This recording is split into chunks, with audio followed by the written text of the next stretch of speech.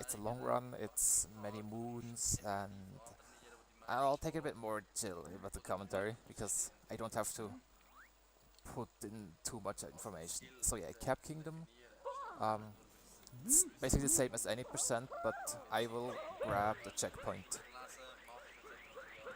because I'll have to warp back later on. And for those of you who are new to Mario Odyssey, rolling is the fastest form of movement, that's why you see me roll a lot. And I'm using motion controls to even make it faster. And yeah, we have Cappy, our trusty companion, who sometimes likes to troll us, but we still like him. And he has some cool gimmicks like opening doors and capturing certain entities, like those frogs right ahead. Well, okay.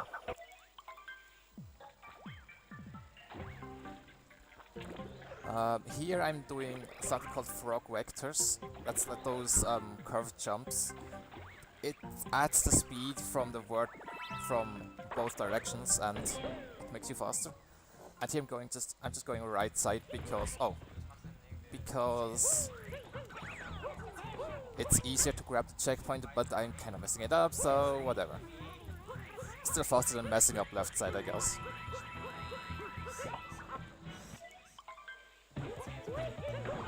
And this is Topper, our first mini-boss. He is pretty fast and has only 2 health. So yeah, he's over. And that's Cap Kingdom. So off to Cascade. A small Mario dab, for those of you who like that.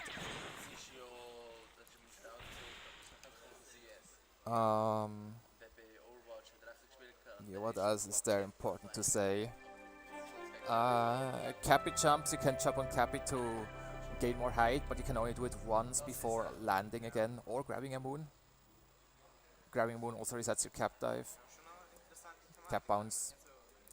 There are many terms, I just use them without thinking usually, because people usually know what I mean, but if you knew, then you might not entirely understand. So, now we're in Cascade Kingdom.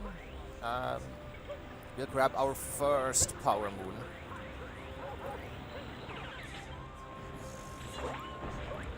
And power moons are used to fuel the Odyssey, which you will see later on.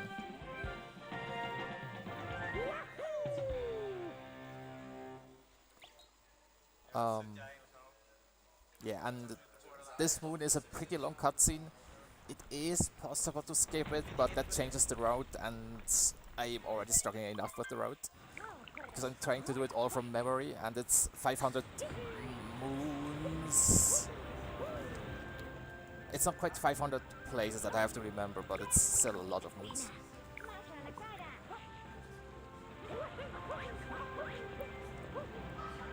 Now, normally you'd have to go around through the 2C section over there, if you can remember that, but there's a trampoline hidden under those rocks, and if you time it well enough, then you can just jump up here to the boss arena. And for this boss, this was a little shortcut. You can stand here, throw your cap at the right point, and then jump on a chain jump to hit off the hat and let Cappy return just as you hit off the hat, so you can instantly capture the chain jump. So yeah, easy fight. Now, defeating this boss unlocks many more moons and also gives us 3 moons. And those two combined will allow us to leave Cascade Kingdom, because we need 5 moons here.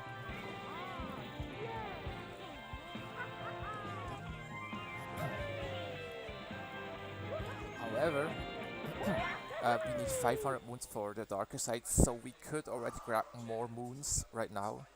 However, it is better to grab them later on, because we will come back here. Yeah, maybe there's something that I could say about darker side. It's the category, it's basically world peace plus endgame.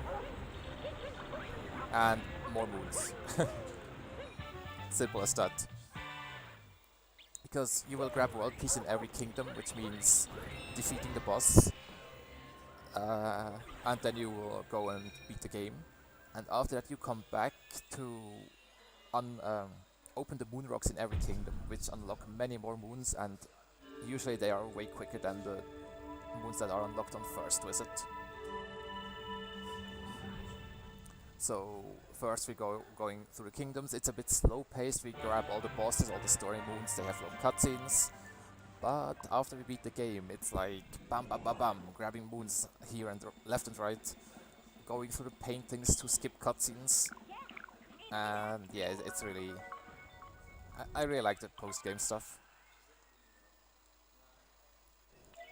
Now we're going to Sand Kingdom. As I said, there is a boss that we're gonna defeat on first visit.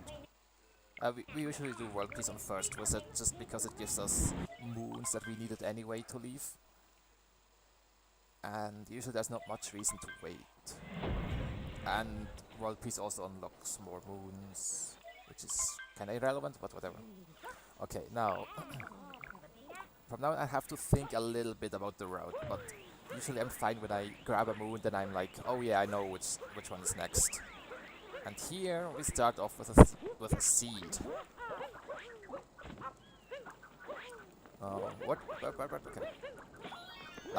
The seed, if you plant it, then it takes like 20 minutes for it to grow, which is pretty good for us since we will be back in like 1 or 2 hours, I don't know.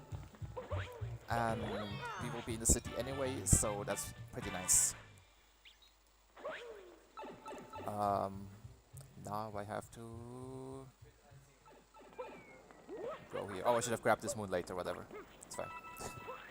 That's like 1 or maybe 2 seconds lost. That's a bit more lost.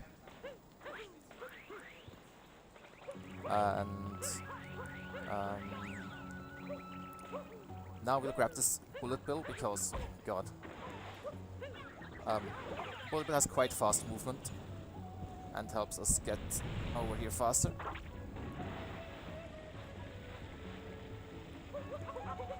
Little hidden moon. One that I have never personally found before watching a speedrun.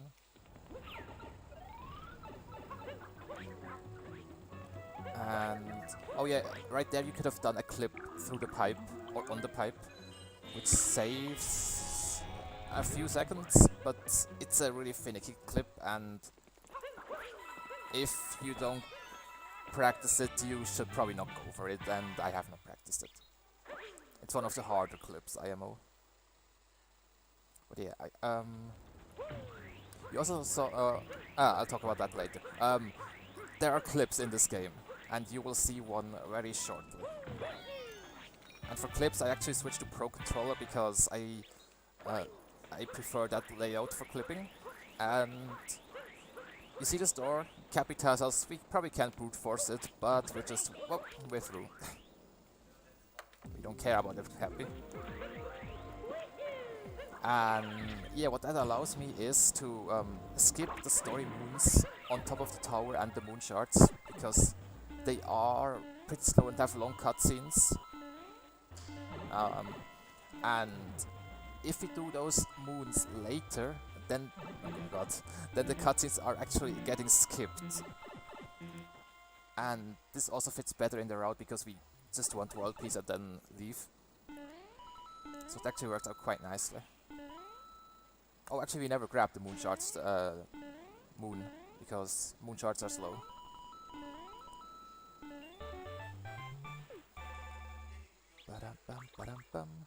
Also, what you just saw there is a little cutscene for refilling the health, which means whenever I take damage, I not only lose time for getting hit, I also lose time for regenerating the health. So taking damage is really something I should avoid. Oh, okay, that was a bad idea. You also see me grab a bunch of coins. I need a certain number of coins, and I'm not too familiar with how many coins I need, so I'll probably end up with like way too many. but I rather have too many than not enough. Okay, I do need this moon here as well, and then I'll go off to the first boss fight in this kingdom,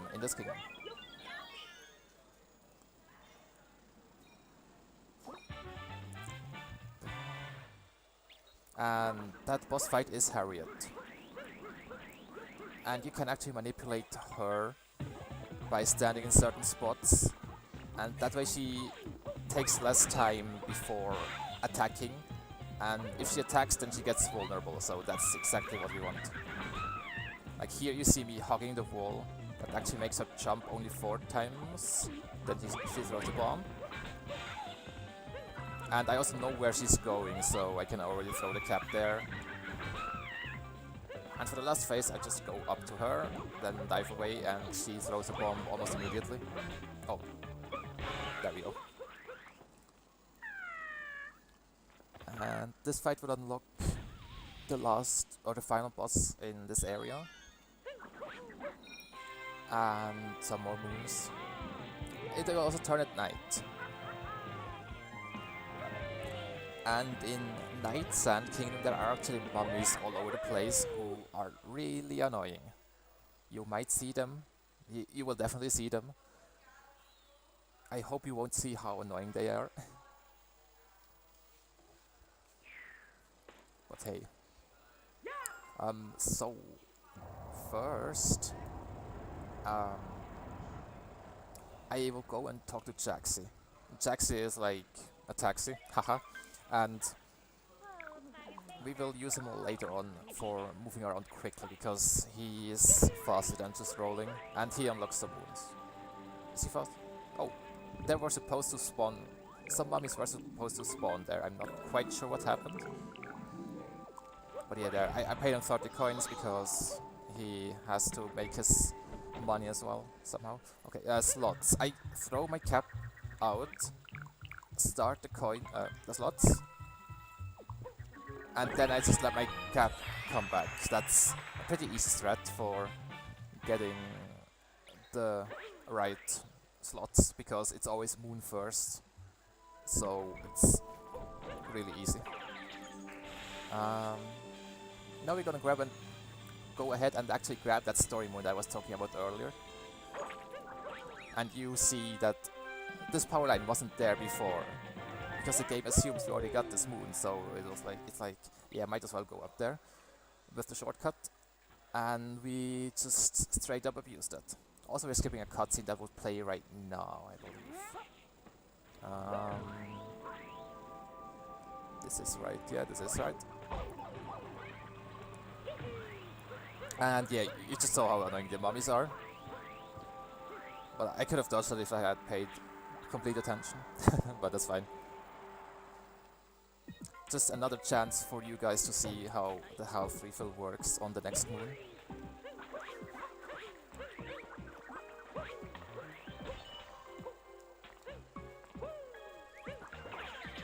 Which is up here. I think you're supposed to grab some other Goombas and then get up there. But I actually just always did it like this. Coming up there's a little trick. I call it rainbow capture because you kind of throw your cap, do a rainbow spin, and then throw the cap again mid-air. And that allows you to capture that bullet bill a little bit faster, because otherwise you would have to wait until the bullet bill actually reaches you.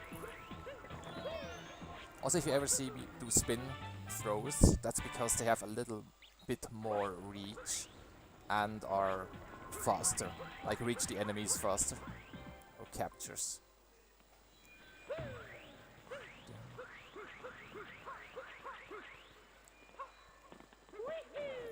And here again, rainbow spin. Oh, and that was quite unlucky. I threw the cap behind the bullet bill and then homed it in front of the bullet bill, I think, or something, and it just completely missed it. Oh, panic? Okay, it worked, okay. I didn't want to do a single jump there, but it worked. Okay, this is Tech or something like that. I also took damage. Um, he has giant fists, and we end up using them against himself. You see me roll around the arena here. That actually manipulates him to come back a little bit faster. And then I stand in certain spots to manipulate his hand's positions, because you have to basically lure them on the ice. Oh no, oh my god. I was supposed to go to the right, but I forgot, because I'm tired. I just woke up, by the way. Oh, okay, now I'm a little bit worried. So let me just focus on not dying here. And I'll just take a little bit of time loss and grab that heart here. Okay. Now, the hand were not in the optimal positions there, but I take that over dying, because dying here loses like 2 minutes.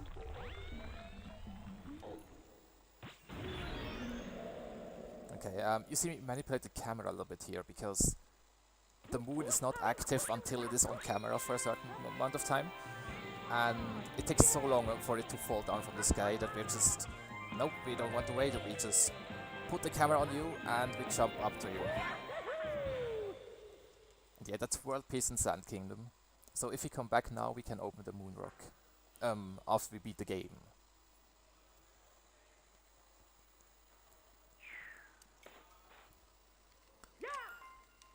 Alright. Oh, mashing. I lost like a few frames to mashing. Okay, before we leave though, there is a bonk that we have to do. It's really important. RNG manipulation. And we talked to this tourist.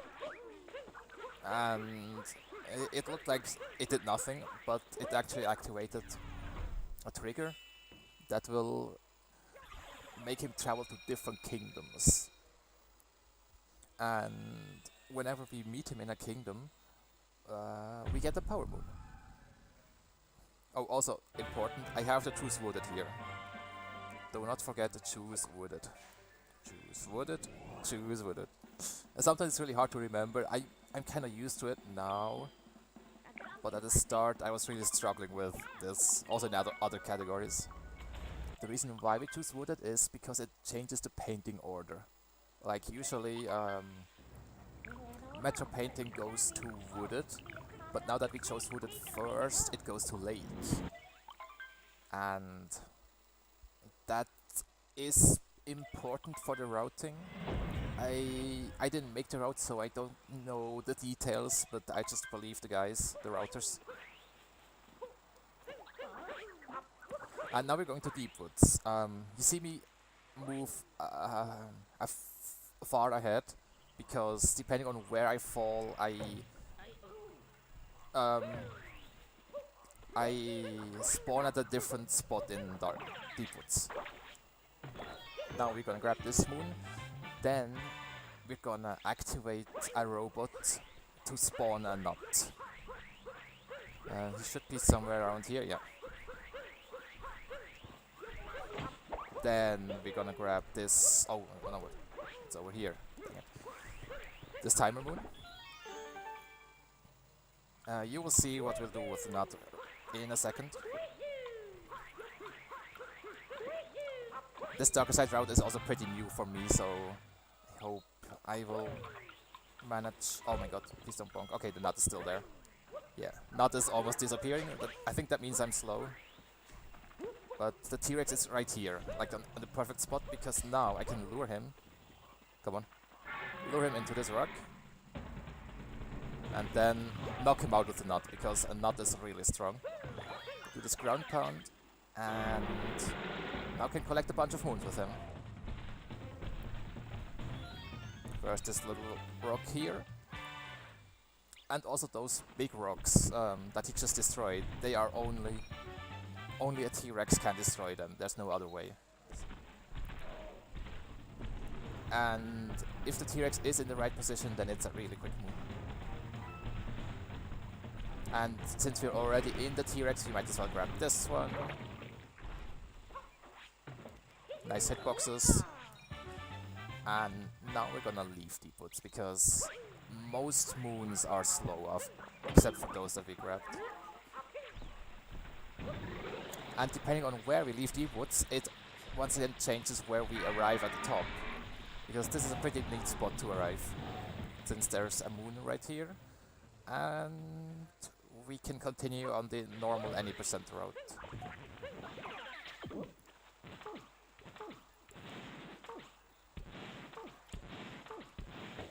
Oh, also those guys are called uproots. You will see them a bunch of times, I think. Not quite sure. But yeah, they're also called stretchy boys because all they do is stretch. Oh yeah, coming up here is the nut clip. Pretty hard trick that I'm just gonna attempt. I mean, I only have one shot. I think I got it. Yeah. Okay, now I need to do a really hard jump, so hold up. Oh, okay, I'm just gonna abort because I think I could have made that, but if I had failed it, I would have gone back to Deepwoods, which essentially loses a minute. Or about a minute, yeah. I think that's about it. And if I manage to do it, I only save 8 seconds, so no thanks, not in a marathon. But yeah, what I did there is I backflipped into the moon and threw the cap just before I grabbed the moon, and that actually made that upwarped Mario a little bit, and that was just enough to clip him out of bounds through the wall. And then I could have jumped behind the gate, like on the cliff behind the gate, which would have skipped the lever cutscene. Which is basically 8 seconds.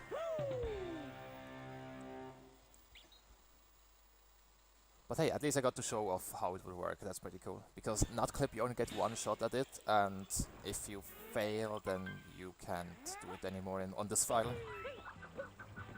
I'm just gonna do the normal way. There's a way where you can jump over this gap, over the... what's it called? Over the railing. But it is kind of precise, it only saves 2... Oh, I got instant nut! It only saves 2 seconds. Instant nut is when you touch a nut and like when you break open a nut and don't bonk. Because usually if you roll against a nut you bonk, but if you have like just the right pixel, I think, then you don't bonk and the nut instantly breaks. Which is why it's called instant nut, and it saves a little bit of time.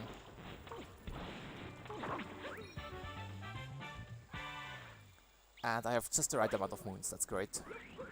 Wooded Kingdom is actually one of the... actually the only kingdom where we don't grab World Peace on first visit. Oh. Because... oh, great. Because... now you will see later. I'll explain it later, that's easier. This boss, we just have to jump on his head. We do something similar like we did with the chain jump, where you hold on Catby. We can interrupt his attack phase with a well-timed jump, or a not well-timed ground pound.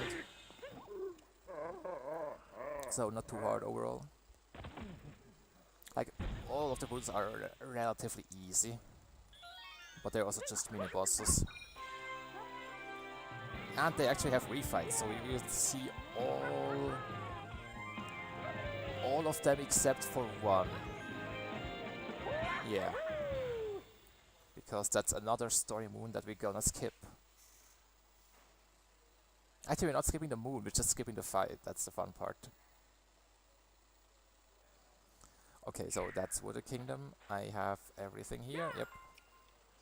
So now I'm actually going to Lake Kingdom.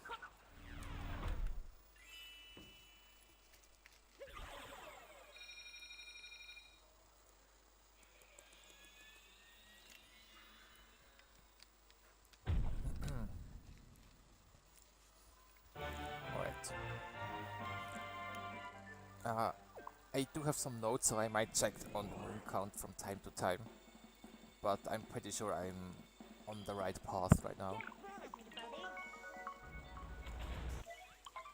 Lake Kingdom is actually pretty similar to any percent, but we need the hint art. I'll explain what hint arts are when I get to it. I guess it's easier. Most of you might know anyway. But yeah, this is pretty much any percent. I'm also skipping this first moon for now, because Lakeshore is actually better than Lakeshore. And oh, great bonk. Yeah, we need 9 moons. 3 of them will be the boss. The others will be some quick ones. You actually see me there do a down throw there to grab the fish faster. Down throws are only possible on Joy-Cons, so best controller. And yeah, down throws save a little bit of time here and there. Most people prefer Pro Controller because it feels more like a regular controller, like this one. I like Joy-Cons more because number one, they are lighter, so I can shake them better, and number two, they have down throws, and down throws are pretty cool. So here you see me do a fish jump to skip some sections. Well, not really skip, it's just a shortcut. And yeah, this is Rango. We also skip his attack phase and hit him as soon as possible, so yeah, that's another quick fight. If you mess this fight up, like if you get hit once, it can be pretty hard to recover though. You might have seen that in my bingo run. I almost died. But yeah. This counts as world peace for Lake Kingdom because it's a short kingdom and it doesn't have a real boss, just this mini boss, Brutal. Oh yeah, the bunnies are called Brutals, in case I just throw that term out without ever explaining it. Now we're gonna grab this hint art. Watch closely. And too late. That's where a hoop moon is hidden.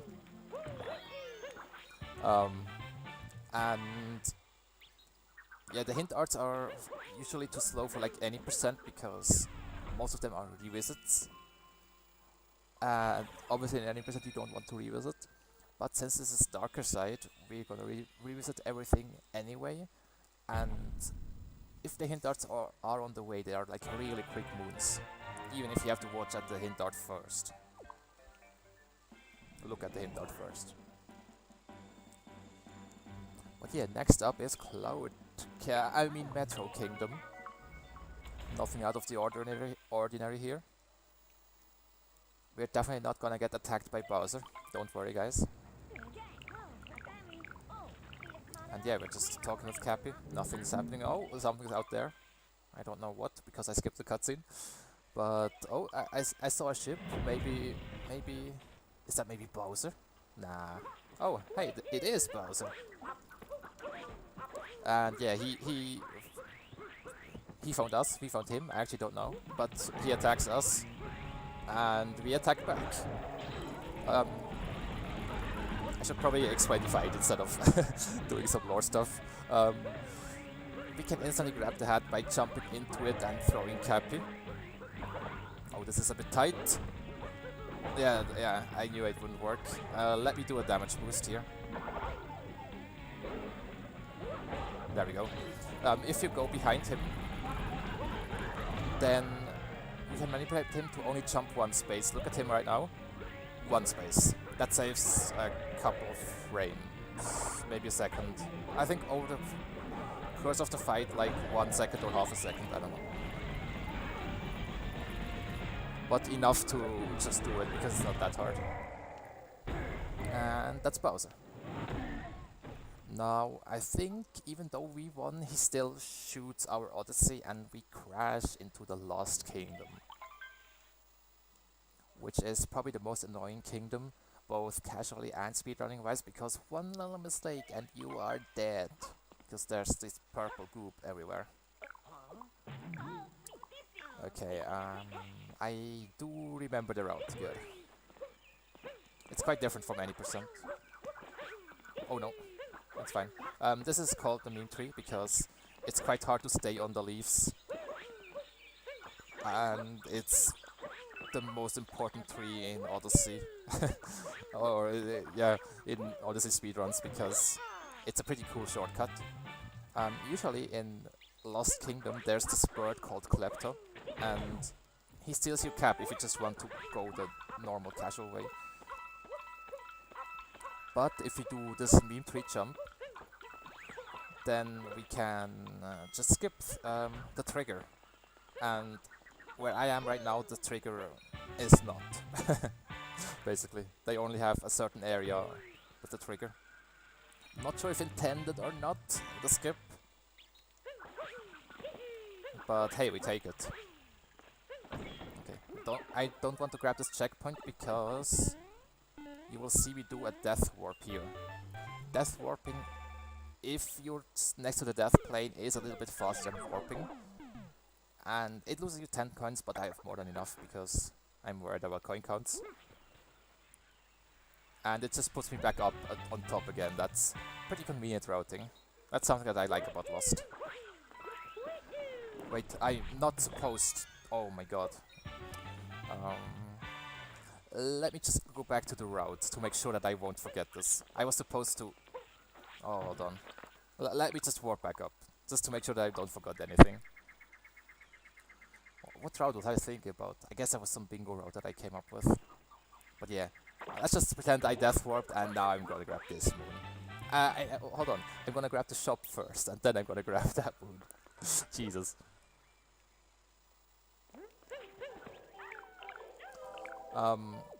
Yeah, shop moons, you can buy one moon in every shop. After beating the game you could buy more, but that's boring, so we just banned it. It might become a separate category if people actually want to run it, but nobody does. Or maybe 1 or 2 people.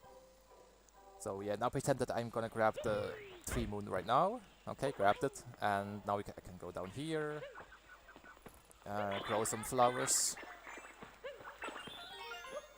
Because Cappy is magical.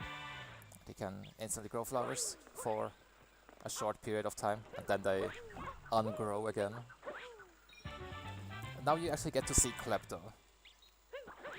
This bird right there. And we activated him by just walking there. And now we can actually go in the area that where you usually get your hat stolen.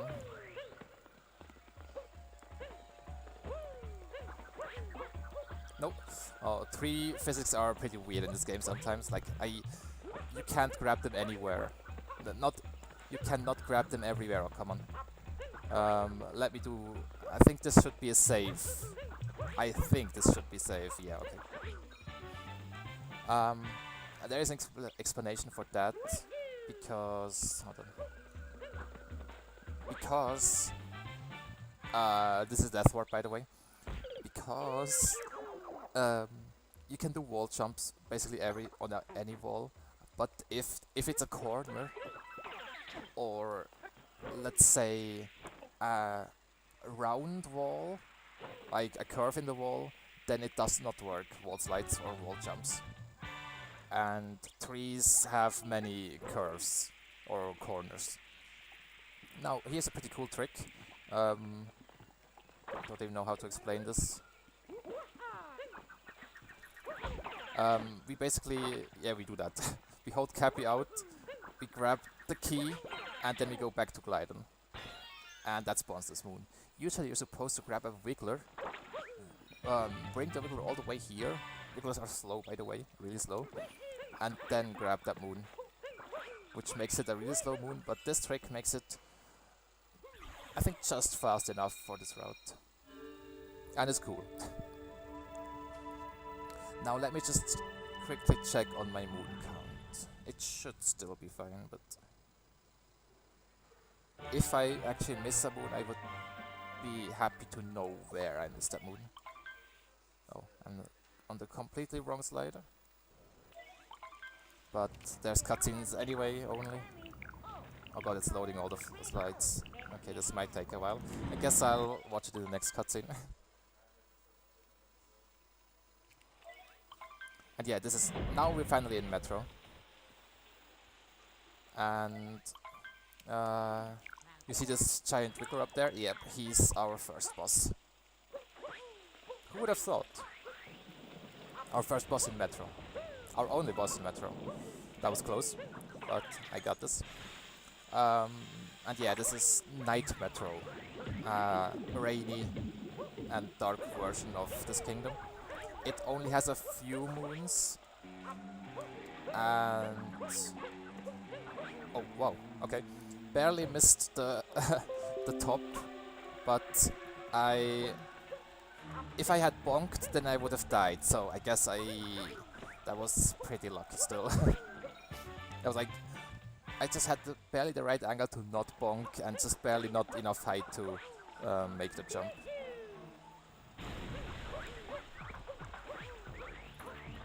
I'm gonna grab this checkpoint for later with a down throw. And you might remember that in any percent we don't grab this moon until later. But in the Arca side it's actually better to grab it right now.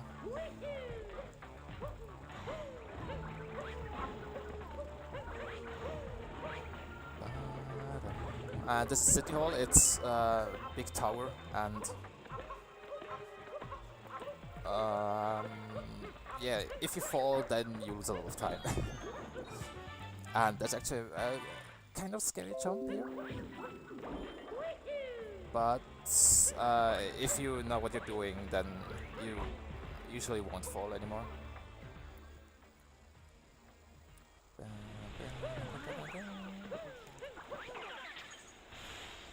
And now we're here. And you see us use motion controls here for aiming, so kind of... I think it's like Splatoon. I actually never played Splatoon. But yeah, you aim with the Joy-Con or Pro Controller. And you see me stand in certain corners here. That's because I want to manipulate him in a way that he only has a little way to travel, like travel from this wall to this wall, and that saves time. Also, I want him to end up in this building, because if he ends up in a different building, he just walks over here, which loses time. I'm gonna shoot a few fireballs, not all of them, and then I start shooting him. Ooh, beautiful pattern. That was a really good second phase. If you're unlucky, then you might miss the shots in the second phase and get a third phase, and that third phase is really slow. It's kind of a run killer. But in most patterns, if you do well, then you can get a 2 cycle, like I just did.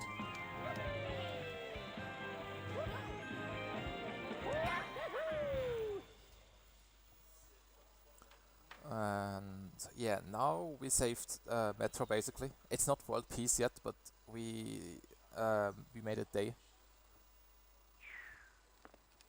And we unlocked many more moons already. Oh my god, cutscenes! No! I need a bottle that doesn't have a cap, so I can just drink without worrying about cutscenes. Okay, I will probably have to focus on the route a little bit, because well, Metro is pretty different. You're planting a few seeds once again. I need a checkpoint, hold on. Oh my god. Please seed. Please Mario. Okay. Yeah, I'm on the right path. Okay, we planted that seed for later. Now we're gonna talk to this guy on the bench. First we jump on him. Then we just stand around because Mario doesn't want to sit down. And there we go. And he's so happy that we jumped on his head that he just gives us a moon. Now, next on our list is Pauline. Pauline is the mayor of this town and she wants to hold a festival. And that's why we have to talk to all the musicians here. Even the one that's right next to her. And all of the musicians will give us a story moon. A really slow moon, but we need those for world peace. I have to roll out. Bam, bam,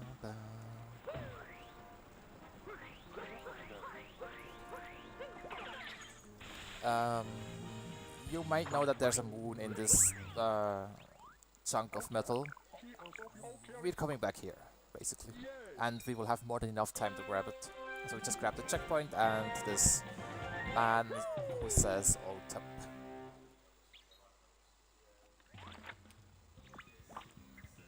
Now let's see.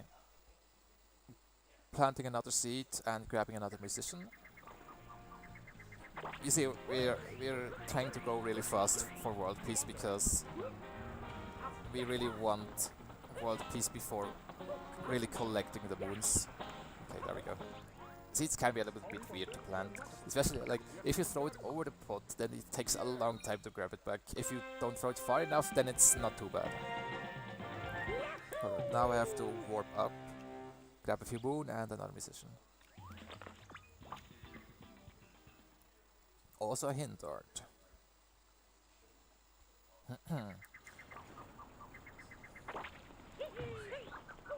I'll just take the safe way.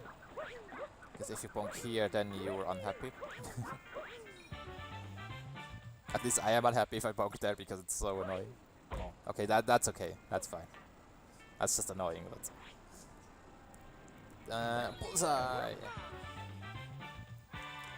Now we want to get over there, and to do that, we're doing this. Ooh, okay. Sometimes if you bonk, you can fall down. But I got lucky. Or was on the right spot. Now this is our last musician. That means Pauline has her band together, and she gives us access to the sewer, because there is a problem with the power connection.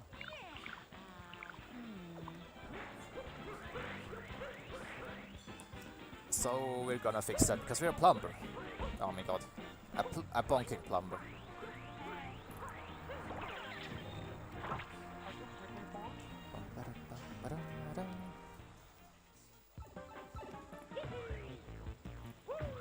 Oh yeah, those instant spin ground pounds are spin pounds, and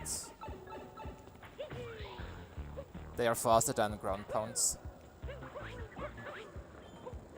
And you basically have to you have to spin your stick twice in order to get one, which is kind of annoying, but we got used to it, and it saves a lot of time over the course of a run, especially for like ground pound moons or stuff like that.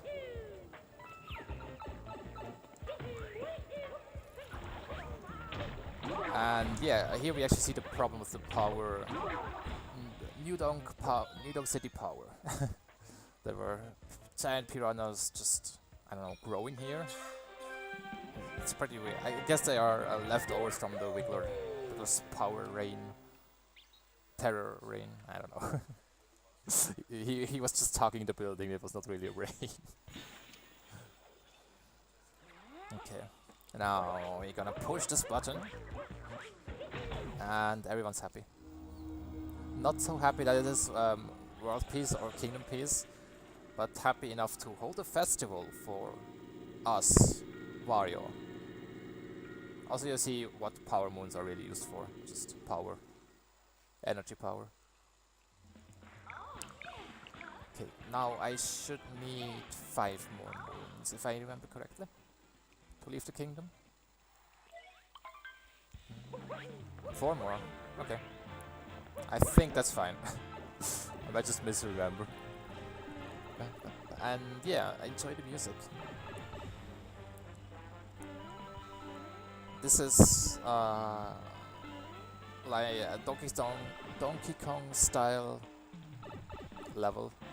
I messed up the cycles, so yeah, rip.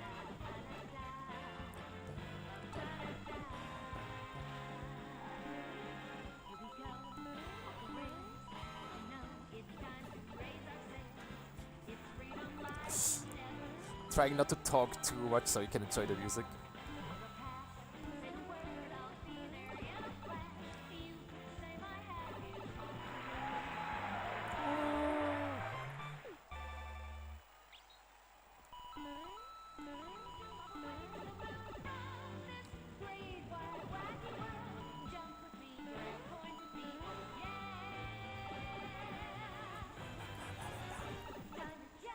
Oops.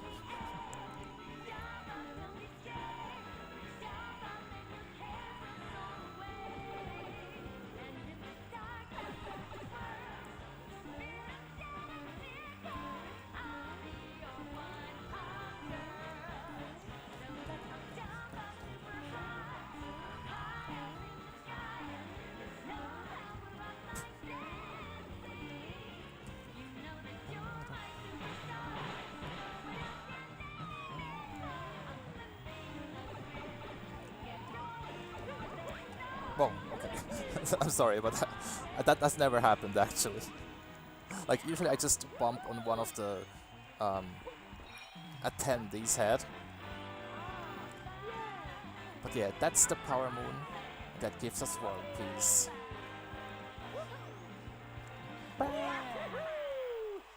Yeah, I really like this part. The festival is a great festival.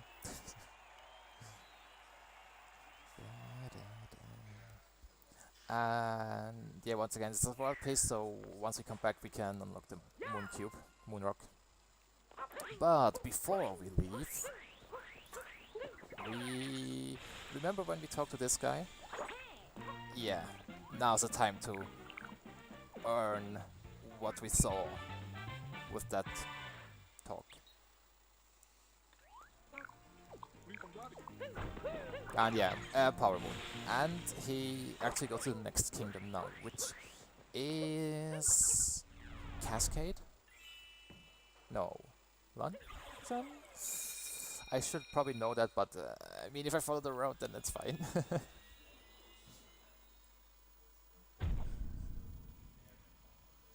And yeah, once again we have two choices of where we would want to go. And we just choose the first version here because we just choose snow because that's better for the route. Now I can actually check my moon count. 81 moons. I can't remember how many I have, but I should have 81. Don't think I missed any. I will see at the end of this kingdom.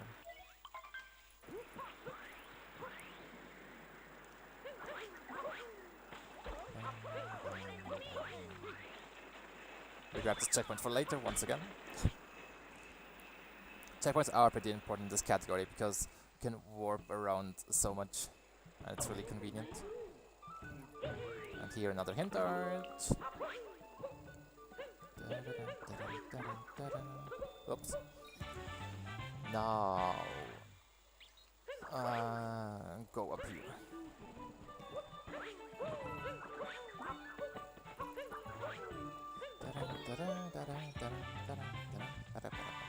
Yeah, this is Shiveria, the city of Snow Kingdom. And it has those cute, I don't know, seals, polar bears. I think the community is not quite in agreement on what they actually are, but they're cute. Look at them! I just bonked so you have enough time to look at them. And they're so sad because something happened. I don't even know what happened actually. Hold on. I think Bowser is just flying around somewhere, and that's why they're worried. Follow me. Oh yeah, Goomba movement is a little bit of RNG. Like, if they don't see you, then their movement is RNG. And they can lose you a couple of seconds, or frames here. I think if you were to lose seconds, then you would be really unlucky. Also, that was sloppy. Let's just say sloppy. You see that this is a story moon. It has a pretty long cutscene, and you know, I don't like cutscenes, so let me just pull out my Pro controller, and you all know what that means. It's clipping time! This time... no, you'll see.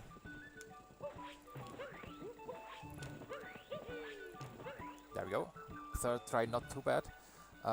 This allows us to skip all the story moons, even the one that we collected, but we actually want that one.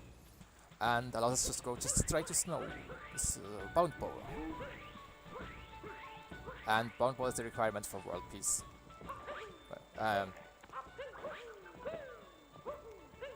this guy is sad because he's nervous, I'm pretty sure. And for some reason he doesn't have a hat. And you all know what happens if someone doesn't have a hat. There we go. Now we're cute.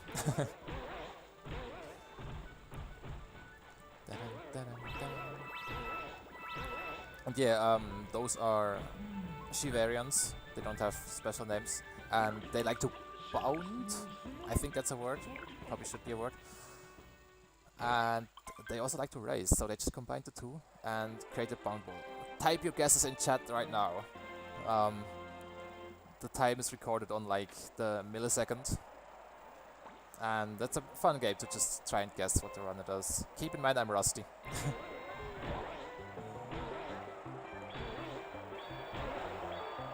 I think I did like 2 to warm up, but then I went to sleep, so that actually doesn't mean too much.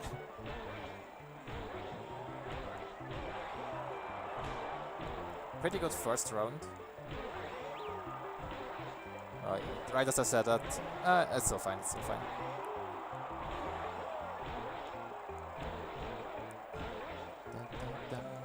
What I try to do is like try to stay low so I can get many bounds in. Okay, now I'm... that's weird. No! I had a good run and then I threw it away. Yeah, try to stay low and don't get the big bounces so you can stay even lower. And 45, not bad.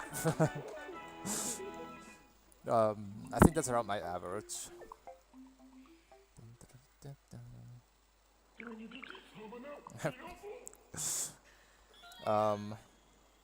And yeah. Now we grab this power moon, we have world peace. Snowstorm on the outside is gone and we unlock more moons. We need 2 more to leave, so we actually go out of our way and grab 2 more. But that's just because the moon layout is kind of awkward to get a good smooth route in, so we have to take this kind of detour. But yeah. No cutscene here. Okay, that's actually slow. I tried something there, but it didn't work out. So we want this bunny here. And then we want the timer challenge, which is on the way back to the Odyssey. Oh, nice long jump. Okay, please RNG. Nice. Sometimes Cappy misses that scarecrow. It's not really RNG, but it's kind of luck because I just throw out the cap and hope. Speedrunner, by the way. Oh god. Okay, come on. Okay, I should have 81 moons. 80. Oh yeah, I have too many. Hold on. I collected 2 moons that I shouldn't have collected. I think I have too many moons, which is not bad per se, but it kind of worries me a bit. Like I have 1 moon where I don't know where it's coming from. But hey, better too many than not enough. When I did a practice run of this route, I actually ended up with 1 moon short. But since I grabbed a spare moon, I was actually fine. Okay, now Seaside. Oh, remember the route. It starts with Rumble. Oh god, what's the rest? Oh yeah, it's just the story moons, but yeah, world peace. I need world peace. It's pretty convenient for the first vessels because it's usually just grab world peace and the quickest moon that you can find on the way. Snow's a bit of an exception, but yeah. Oh, also don't forget the seed. Yeah, that would have been bad. Oh god.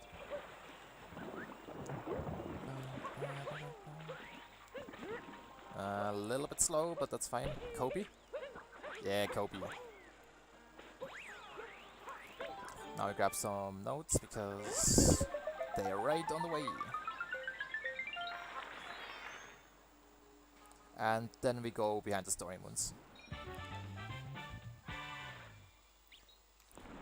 I think this is also one of the kingdoms where you grab additional moons because they are just on the way. I need this first. You saw me put the Gushin in a specific spot. That's because there's a radius around the power moon, and if you grab the power moon, any entities in that radius will disappear, or at least any enemies, I don't know, which includes the Gushins. And I actually want this guy because he still has enough water to get all the way over there. This time I actually want him to be in the radius because otherwise he won't respawn, and I want him to be respawned. Yeah, whenever I grab one of these story moons in this kingdom, I have to remember to push these buttons. Because if you forget, then you have to go back and push the button, and that's pretty humiliating and also really annoying. Yeah, there's the Gushin that we just made disappear, and he's just back in time. Now, grabbing some more moons on the way to the next seal, aka story moon. Oh, there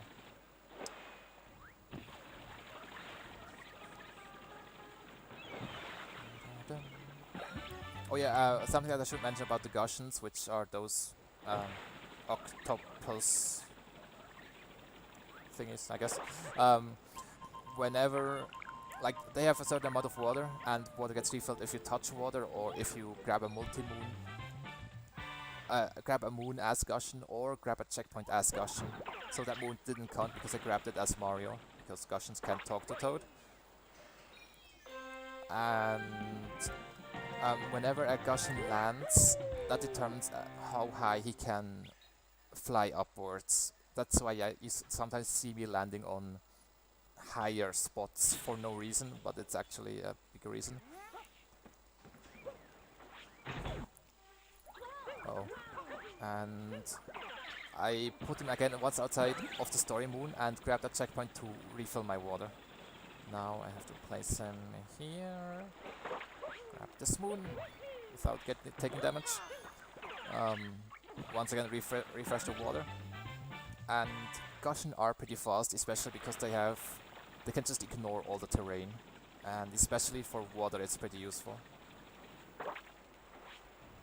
Oh, wow, okay. I missed the moon and I missed the Kombu. Yeah, that's the name of those guys. And yes, I took damage, so once again we have a refill cutscene. Now it's time for our last seal, which will spawn the boss. He's called... Hold on. Hold on. He is called...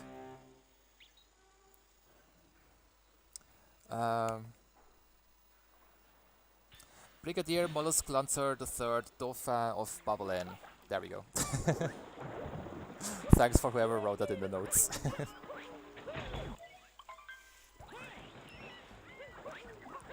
And yeah, it's this guy, and we made him angry by uncorking all the seals. And now he's so angry that he has lava on his head. Like it's just coming out from his head, and we're trying to cool him down, but it just gets even more mad. Oh. Okay. He is a scripted fight, so he always goes at the same point, uh, kind of the same point. However, there's a little glitch where if we arrive here before him and attack him before he realizes that he's at the hot spring. Oh, okay, I missed it. Yeah, dang it. If I had hit him at the right time, he would have just clipped through this wall, which would have saved a bunch of time. Probably like 5. Oh, that's not too good. No, stop it, stop it, stop it, stop it, stop it. No, I got run out of water.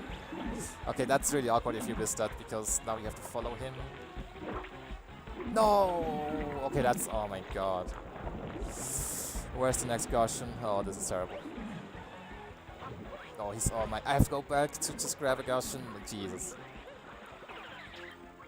That's not even because I missed the clip, that's just because I forgot where he goes if you don't get the clip. Okay, now... What? Okay, I don't know why he stopped there. That just... What? Oh my god, he's trolling me. Okay, now I'm really scared. No! Oh my god, he almost killed me. Why is he stopping? What the... what? I don't know what he's doing. Okay, let's just... No, oh my god. What is happening? Just die, okay, thanks. Ooh. Okay, like I have missed that ground pound, but then I just followed him and got it. I don't know what he was doing there, like stopping. I guess that's normal, but I did not expect it at all and it threw me off so hard. But hey, he's dead, I didn't die. I lost probably a minute or two to the fight, but it's fine.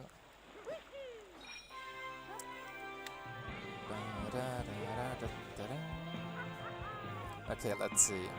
I should leave with 105 moons. But I grabbed 2 extra and I somehow have another extra.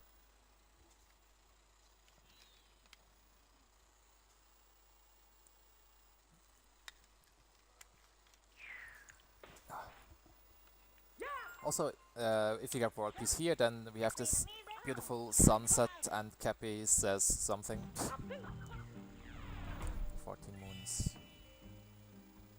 Yeah, I still have 2 moons that I grabbed extra and 1 moon that I just got somehow. Oops. Oh, actually, I think that's the key strat in Lost that I did. I think that's not in the notes. Or not in the counter. So I think I just grabbed the 3 extras in Lost, and that should be fine. Yeah, that's not... Yeah, okay.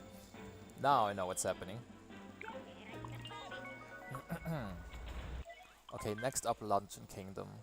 Luncheon is a pretty big kingdom with many story moons. Yeah, there's actually a bunch of story moons, wow. I never realized. So it will take some time, because we want world peace once again. Okay, hold on, I have to start on the left. Yeah.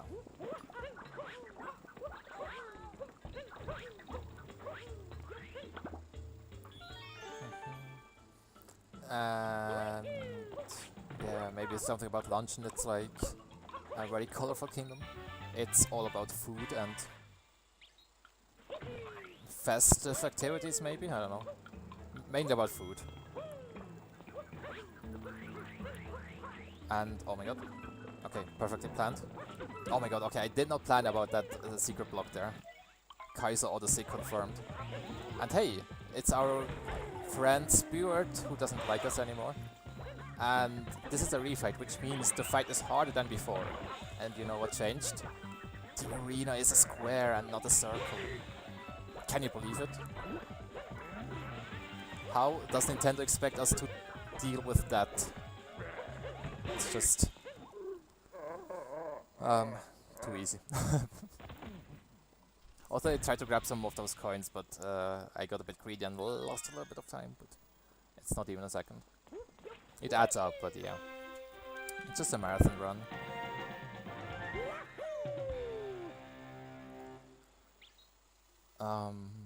Yeah, first story moon unlocks once again some other moons. I'm pretty sure I need to go down there. Do I need to? Yeah. Yeah. And then I go up there. This is actually one of the sub-areas that we go in for only one moon. No. Because the other ones are moon shards and moon shards are slow. Now you need to grab the checkpoint and straight to the cheese rocks. Yeah, straight to the cheese rocks, okay. I got this.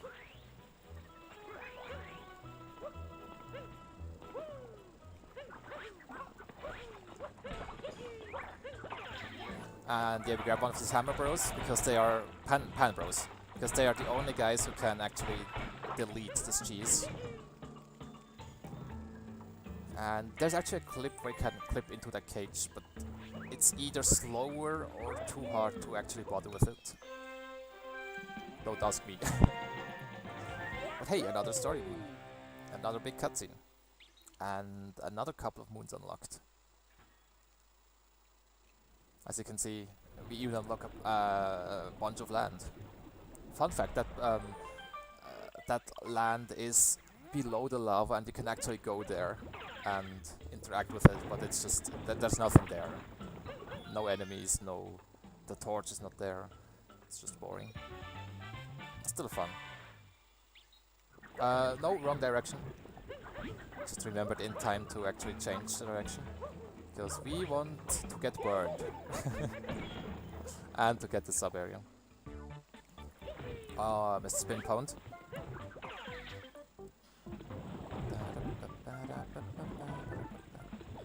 Oh no. Okay, I almost died. It's fine though. These paths are pretty narrow, but I want to go fast, so yeah. As a Podoboo or a Fireball, you can shake to do a low jump but a fast jump, or you can just do a normal jump to do a slow and high jump. Also a cool use for spin throws. And oops. This section is a little bit risky, but I am not fine. Okay, I might get burned here, yeah, but I didn't die. I almost died there, so I'll take that over dying. Still not optimal, of course. I tried to go for something risky. And I think I missed an input. I'm actually not quite sure what happened, because I was... like, usually when I mess something up and then try to save it, I forget what actually went wrong, so I can't even improve on it. Okay. Another story moon, this time I'm multi-moon, so at least it's worth the time, right? And it unlocks once again another bit of land. With another story moon and the boss. Finally. Oh, hold on. Warp, okay. Whew. Almost forgot about the things that I have to do. I have to grab the hint art, then go there. Yeah. Should be fine from here on.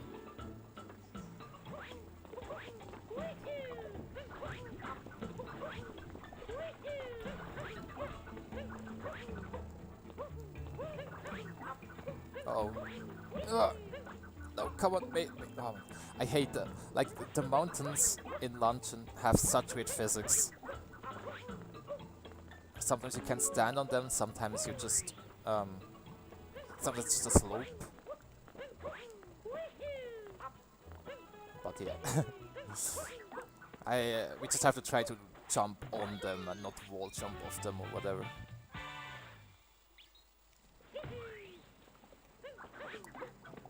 And... oh my god. I hope nobody's counting bonks. Now, we once again in Podoboo.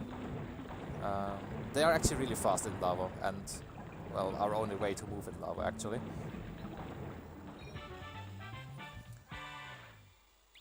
And... yeah, nothing too much to say about this cave. Just another story moon. And in the next area we just easily go to the boss. Grab a checkpoint on the way because we need that later. You need so many checkpoints, crazy. There's actually at the end there is Toadette, who gives you achievements for certain things that you did. And one of those things is checkpoints. And I believe it is... hold on. Almost forgot about this one. One of the achievements is grabbing checkpoints, and I think it's 40 of them. But that's really easy, so I'm not too worried about grabbing checkpoints. But what I want to say with that is, if you ever see me go out of the way for a stupid objective, like maybe a capture, then it's most likely because of Toadette, or because I forgot the route or something. That's also a possibility.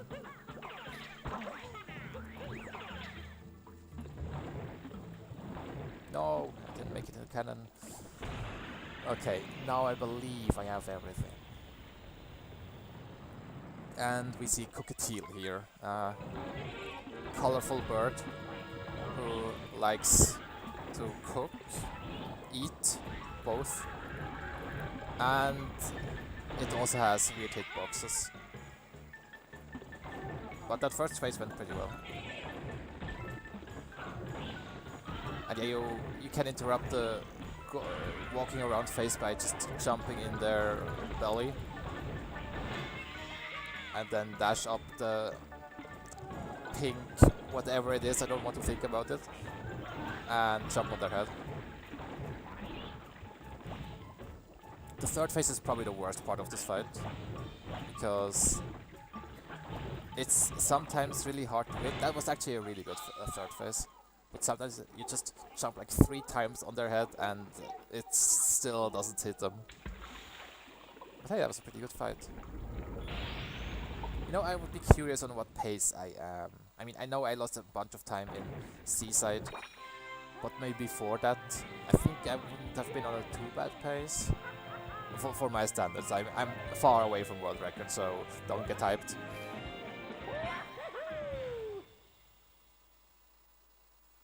But yeah, I think this run has gone pretty well, apart from Seaside Boss. I bet it's because I pronounced his name wrong or something. So he got mad. Oh, there's a cutscene. Let me check on the moon count, because there were quite a lot of moons here. I should have 123 plus 3. Yes, perfect. Yeah, it's pretty good pace. Pretty good run for a marathon run without notes.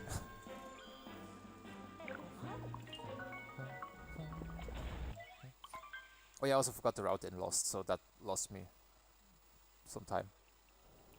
Okay, now we're going to... I don't even know what it said on the world map. But hey, we're going to Ruined Kingdom, aka Dark Souls Kingdom. Because it looks pretty cool, it looks pretty dark. It looks like Dark Souls. Oh, don't forget the chest. Don't forget the chest here. It's so easy to forget, because it's just like, oh, the Ruined Kingdom, I know that from any percent. I just go and beat the dragon. Oh no, I spoiled the dragon. Yeah, you can actually do this jump here, which is kind of risky, but if you know what you're doing, you shouldn't fall. Because it's actually not a tight jump, it's just the first time you do it, it's a risky one. Okay, and now we're in the Ruined Dragon fight, and for those of you who don't know it, it's basically an auto-scroller, because we have to wait until his attack phase is over. And now he comes down. I jump on him a bit earlier, so I can basically damage boost through this, then pull out all of those pins or swords, and then ground pot on his head. And I have enough hearts, so I can actually afford to do the damage boost without having to worry about dying. And then I wait again.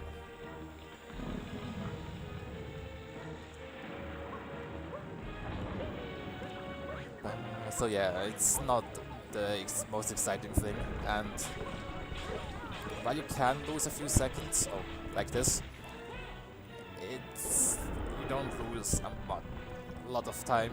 You don't lose a lot of time, so it's also not interesting to watch. Like, you can die on the fight. We've seen that even from top level runners, but it's really rare. Oh my god. Yeah. And now that I said that it's easy, I'm losing a bunch of time. Actually, that didn't even lose time. Okay, that did lose time though. Alright, and that's ruined.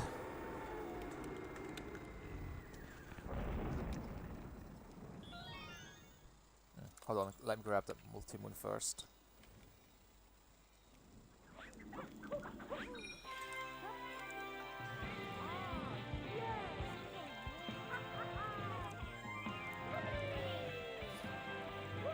Yeah, it's currently 8:20 in the morning, so not many people awake right now, which is understandable. I would be asleep as well if I could. But hey, I mean, it's pretty chill, actually. Pretty quiet as well. It was so loud the whole night. Which is, I mean, it's normal for LAN parties. But yeah, now I got you all for myself, chat.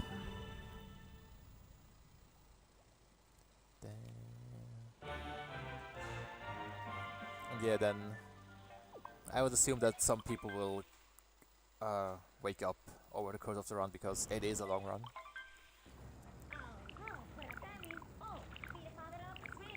And yeah, that was Ruined Kingdom. Now it's Bowser time, or at least Bowser Kingdom time. And hold on, I don't need a Goomba Moon. I have to think about the route again. I do need the Spurt Moon though. And you see something that I actually did earlier and didn't even explain, it's a capture warp. So I hold Cappy out, grab the moon, and then go back to Bird. I hope that works because that's not my usual setup. Yeah, it does. Which basically saves me going back up to the bird. Okay, can I do this? Oh my god. Okay, let's just go the normal way. I'm not used to this jump. Like, I wanted to do any percent jump, but if you grab the checkpoint, then it actually is really different. And this guy just jump on the head and then he spawns a moon.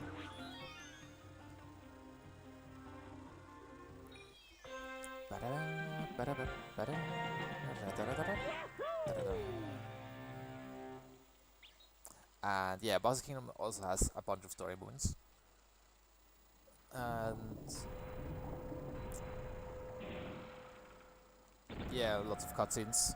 It is quite linear as well. So we'll grab a bunch of checkpoints so we can just warp around once we come back here. And coming up are actually moon shards. Now we actually get to see them. And we have to basically collect those 5 little shards to spawn a big moon. And it's a story moon, so we need it.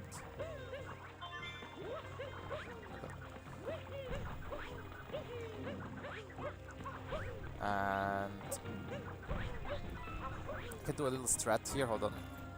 I throw Cappy out, I roll over here, let Cappy come back to me, and he actually grabbed the shard on the other side of the wall. That's a pretty cool strat. Only for Joy-Cons. Actually, it works on Pro Controller, but it's kind of slow because you have to do a ground pound first before you can... Oh my god. Please, why? Because you can't do a down throw without doing a ground pound first on Pro Controller.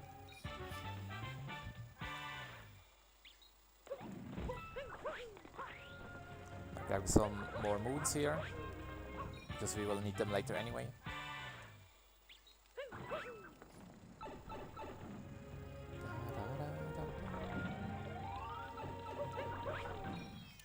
Okay, now let me think. I need to grab this moon, go to the souvenir shop, grab the checkpoint, grab the 2 moons there, grab the brutal checkpoint. Oh, so many checkpoints, that's crazy. Whoa, a shadow. Oh, the shadow of the pipe? Okay, I've never seen that. What? That's so weird, okay. Whatever.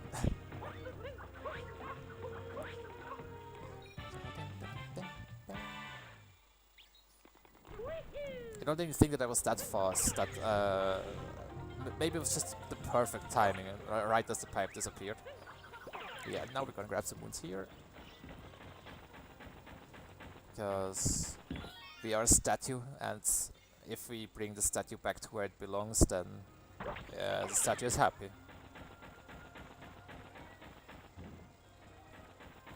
And we all know that happy statues give us power boots, right?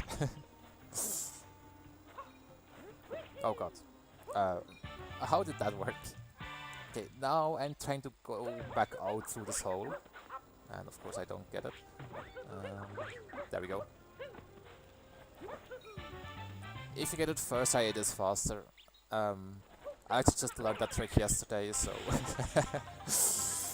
But I figured it wouldn't be that hard, right? And we can choose between fighting Harriet or Topper first. We obviously always go to Harriet, because that's just the way to go. At least I do that. For those of you who don't know, it's actually a little bit of a meme discussion or a meme argument in the community of who to fight first. I think most people tend to do Topper first, but it's just Harriet. Oh, I have to go front? Okay, there we go. Oh, and that's what I get for doing Harriet first, right? Yeah, oh my god. I'm getting punished, no!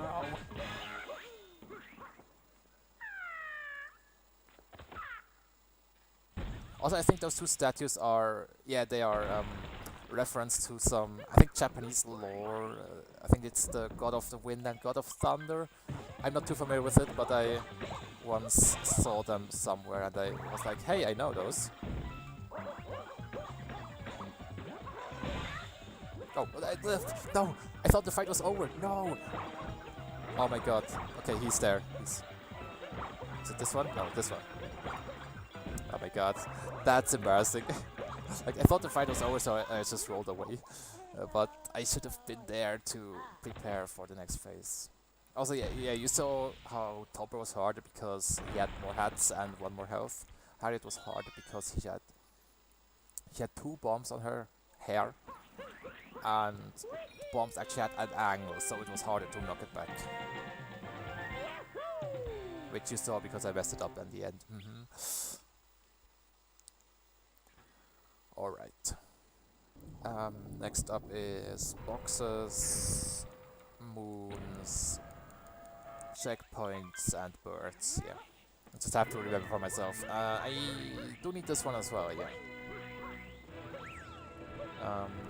Oh my god. That's not the optimal way to do this, but I just kinda improvised. I'm one of the people who don't do that mood in any percent, so it's kind of like, I really don't know what I'm doing.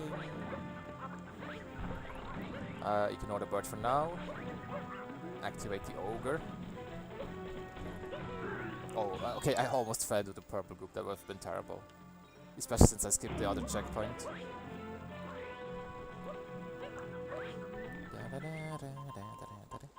And hey, it's Captain Toad! Just watching the sunset. Probably. Not even sure if it's sunset, but he's just watching something. Oh god, whatever.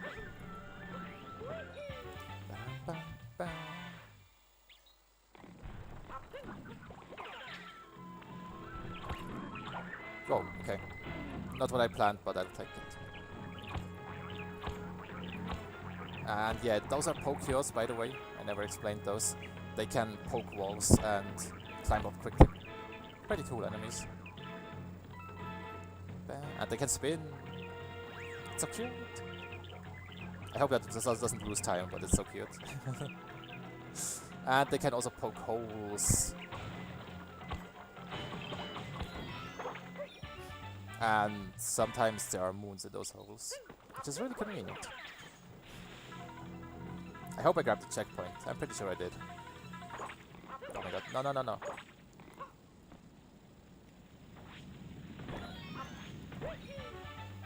And now we're coming up to probably the hardest boss fight in this game, both casually and speedrunning wise. Casually maybe, well, the hardest. Hold on, I have to focus. Nice. So normally you're supposed to grab a bird, knock the bombs back at the boss, and then the boss gets knocked down and then you climb up. But we just climb up on the boss, like, what's that, Shadow of the Colossus style, I think? And skip a lot of downtime. It's just way faster. And then the boss tries to knock us down, like you saw there, whenever we hit him. Oh, that might actually be bad, hold on. Oh my god. Okay, that was good. But we always make it back again, and that skips. Normally we would have to throw the bombs again from the Pokio or just climb up, and it's really slow, but if you stay up it's really good. Also my Joy-Con had a few connection issues, but I hope it'll be fine again. There's too many Wi-Fi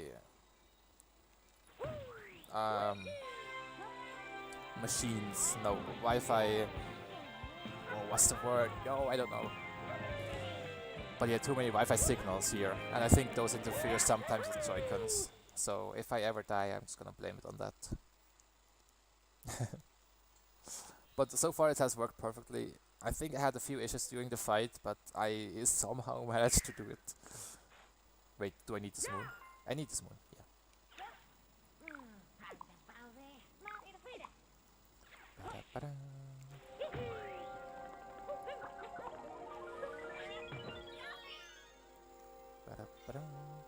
And then we're off. With hopefully all the moons that we need. Let me just check, because this is also one of the kingdoms where I'm not quite sure.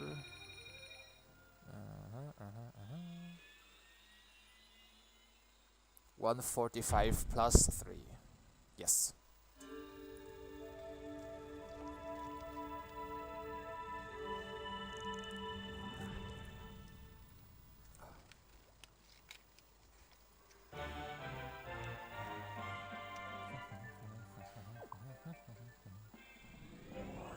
Okay, so we are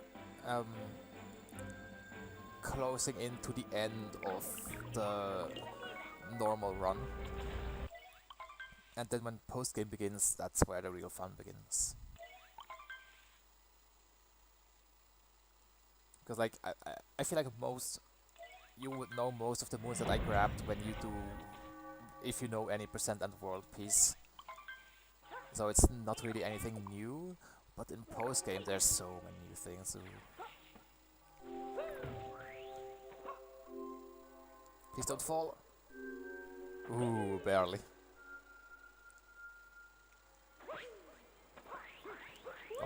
Oh, okay, I didn't expect the bunny to go that way. Come. Oh my god, no, why do we do this? God. Gotcha. Come on. That was a bit slow. I still don't have an optimal strat for this bunny. Especially because the triple jump that I did, that actually changes the strats that you need to use for the bunny. At least I think, so maybe I'm just doing it completely wrong, who knows. And I haven't done, like I just recently started doing a triple jump.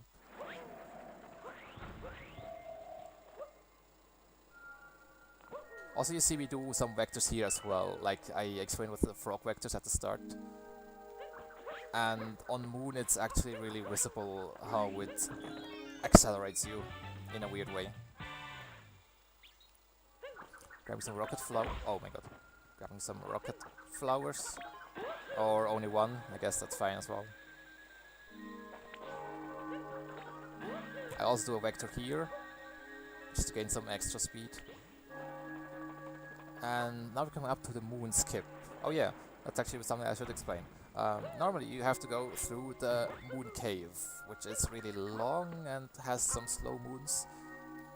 but we can just bonk here and do it again, so we can explain some more. And we can just do some precise wall jumps, and moon physics are pretty broken, so we can just do basically 2 wall jumps.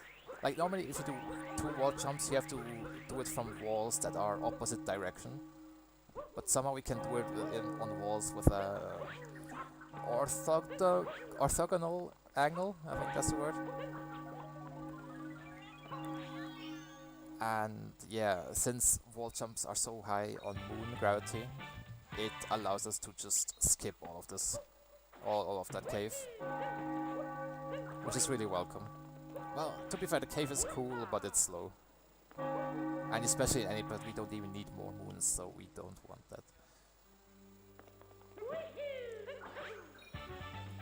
Okay, I got the 5 moons that I need on moon, so now I can leave. And hey, Bowser is trying to marry Peach. Not on my watch.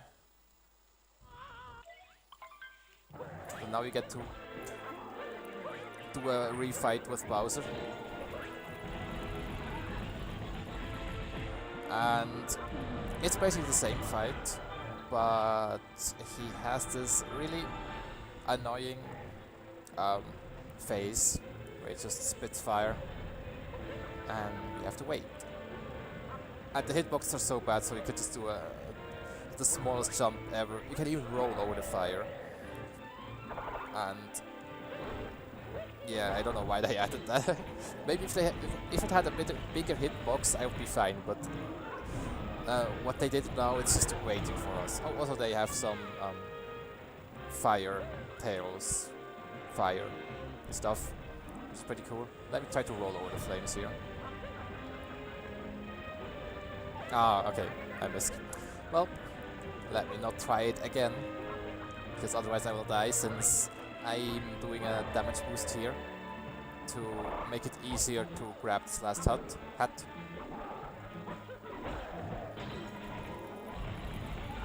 And yeah, he also does some more tail swipes, which can throw you off if you just start out running, but once you're used to it, it's just nothing big. And hey, now we're coming to the escape section, because the moon is suddenly crashing, or the moon cave, and hey, we can capture Bowser. And sadly we skipped a really cool cutscene. But yeah, this is speedrun, so if you want the lore or the experience, play it yourself. Or watch a let's play, I guess.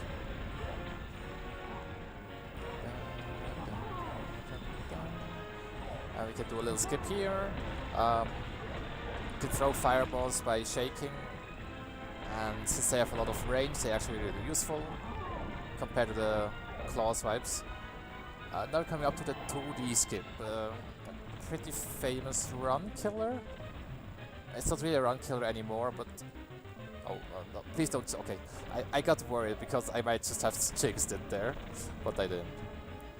And yeah, it got pretty famous because I killed some pretty good runs when it was pretty new still, the game and the trick. But by now almost every top runner goes for it and doesn't usually fail it. And the final room. Some sour please in the chat, please, for this anime music. I'm trying to... Okay, I got the first pillar. Now I have to go around and destroy the other pillars. And yeah, once again, the fireballs are really useful here. And now it's only the final pillar, so everything is crashing. Oh, and I'm not hitting in the right direction.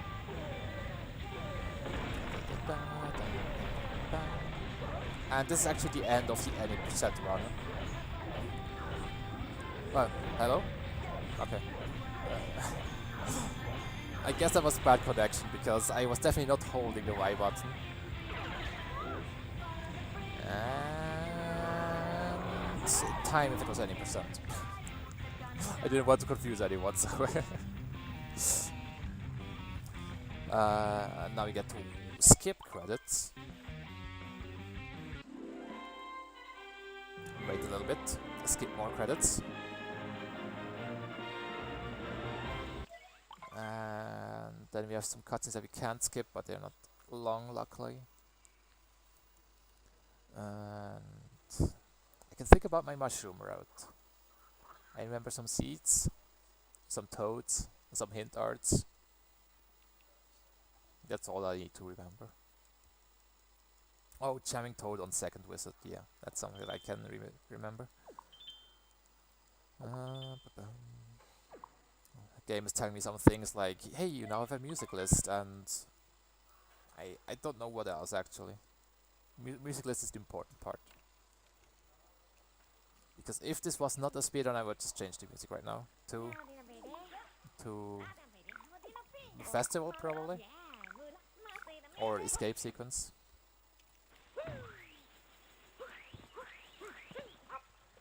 Yeah, now we're grabbing another seed, because once again they take 20 minutes to grow, and we'll definitely come back in sometime. Okay, nice Kobe. Just between the hex. Oh wow, I'm really good at throwing those. There we go. You can obviously do that faster, but it's pretty hard. At least for me. Talking to this toad unlocks the peach moons in every kingdom. Like, she somehow decides to travel the kingdom. This is a little reference to SM64. Pretty neat. I really like that. And here we have some tiles. If you ground pound on all of them, then you unlock another moon. And that's a hint art that we will use later. It's a pretty hectic part because you have to run around and remember where those... Oh. Okay, I'm not sure what happened there. I think the tile actually messed up my spin count. No. Also, there's Toadette, and we'll come back later to her because she has a bunch of achievements to give to us.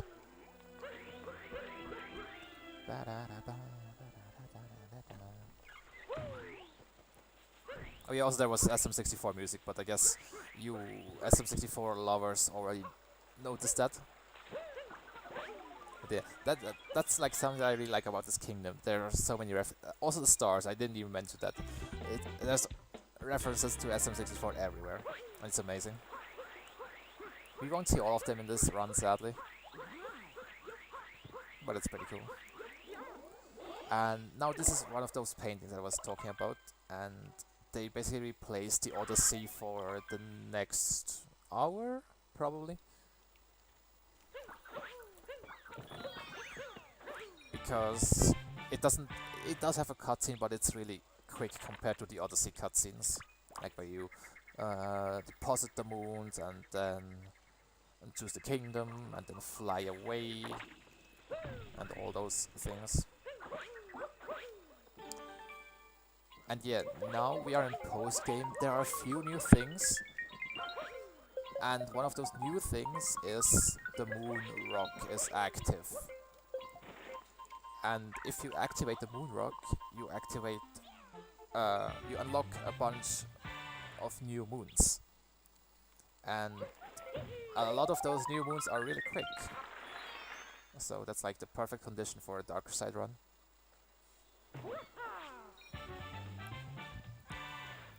And those are still old moons that we didn't grab because they were not on our way. And this is the moon cube. We hit them, get some dialogues.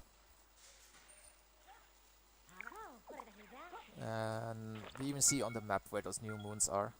We're not grabbing all of them because some are really slow. But oh my god.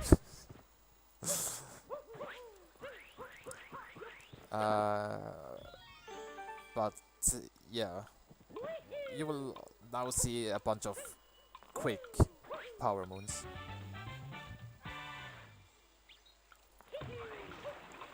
Oh, I don't have Cappy, wow. I don't know, for some reason I thought I had Cappy there. Yeah, that's one thing about timer challenges. You don't have Cappy, so you have to do some unusual movement.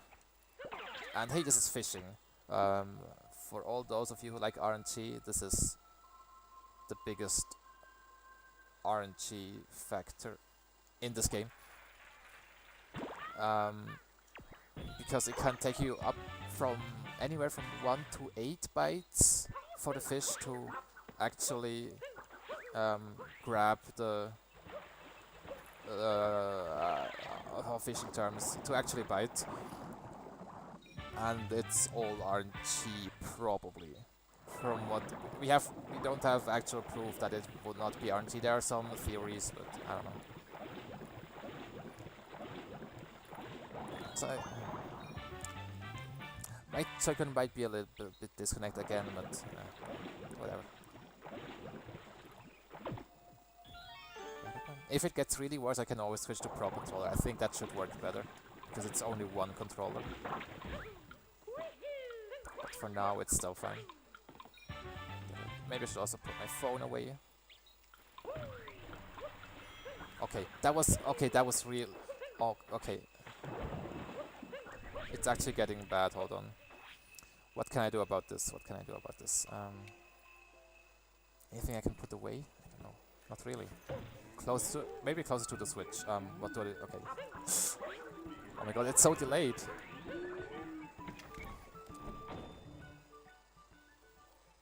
Okay, I didn't unplug anything, that's good.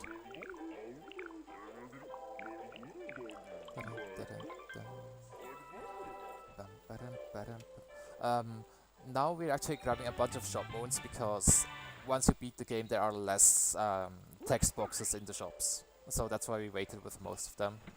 We grabbed one and lost, I think because we needed the moon to leave the kingdom? Actually no, probably not.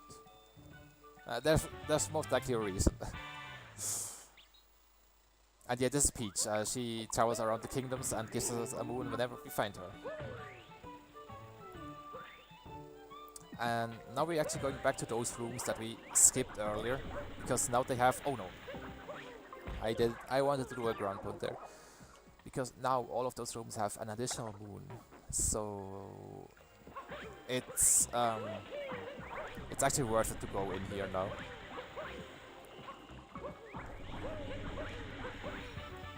This is the extra moon in this room. And also, the story moons have... Oh wait. Wow, thanks Cappy. The story moons don't have the cutscenes anymore, or not all of the cutscenes. Because we already opened that hole in the middle, where you usually enter Bound Bowl. So it doesn't play the cutscene of opening that hole.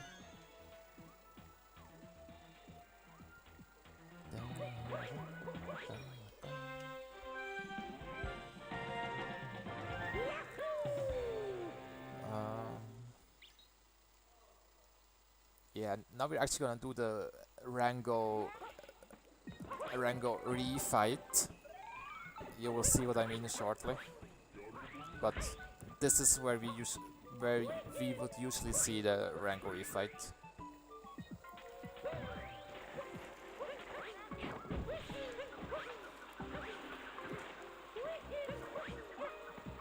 And there's also an additional moon here, so that's why we go here. There's 3 moons in this room, that's a really good quota. Yeah, I think the cutoff for moons in this road is around 20 seconds. Maybe 18, maybe 22, something around there. What? Okay, that's also new to me. And yeah, usually you fight Rango here on ice, which is actually probably the hardest poodle that we have. But the game sees that we already have world peace, so it assumes that we have already beaten this boss. So it just puts the moon there, and we're like, okay, thanks. So another quick moon for us. I get so many bugs here. And in this room, we usually have moon shards. And I probably told you a bunch of times already that they are slow. But once again, the game knows that we have already world peace, so it thinks we've already done this moon, so it just gives us the moon. And those are some ice snakes. They try to eat us, but they actually end up helping us, which is convenient. I think this is the only place where we actually see them, so goodbye guys.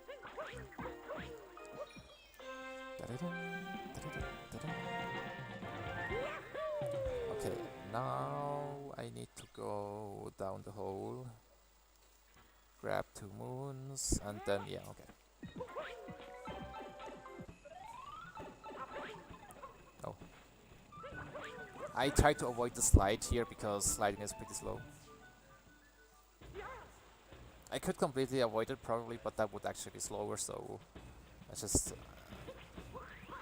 land on the slide pretty late. Also, this guy is a Cappy ghost, like our Cappy, and he hides on certain people. And when we find them, we get moons. So if you ever see me talking to people from behind and then for some reason I get the moon, that's the reason.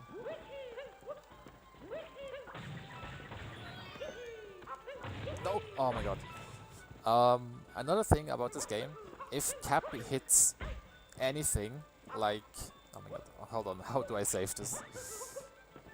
Like a box, for example, and if you do any input on that exact frame, then the input gets dropped.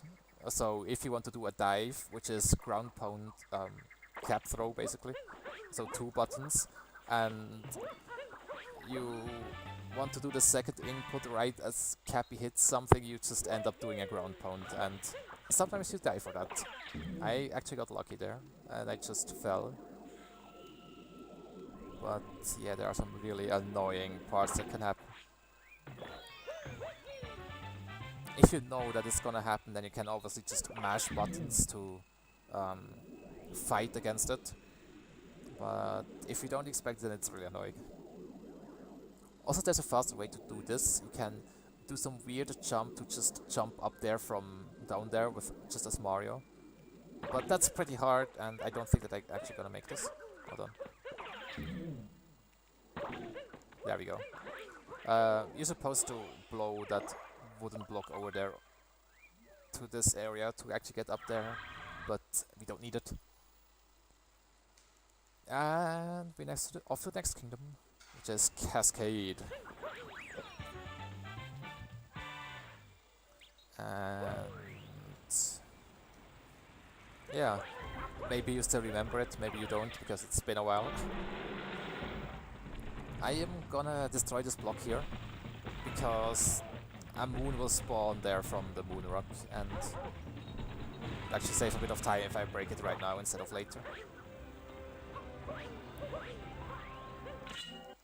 Okay.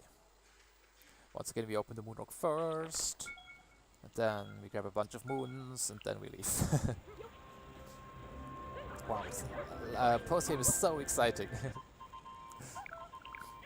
But yeah, it actually is, because there's so many quick moons. That's still a normal moon.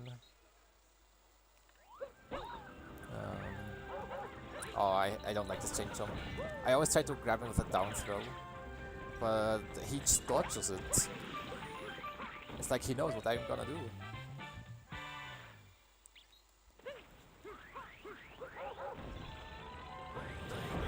This sub-area is one that I don't like, because it has those cloud blocks, and you can activate them by throwing Cappy. There we go. But they are kind of finicky, and I often die here. So I'm just gonna play it pretty safe, especially when cloud blocks are involved.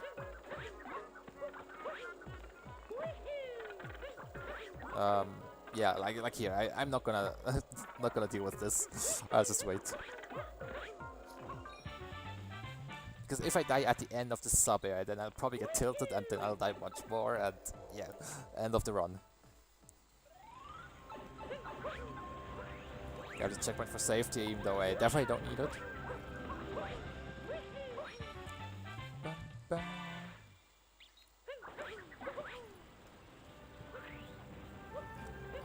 There's a bunch of more clouds, but I just skip most of them because that's easier.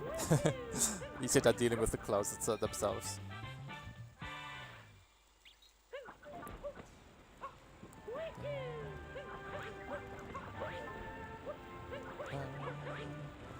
And now we're going back to this sub-area, 2D area that we skipped earlier, because now there's a new moon, which is this Notes moon.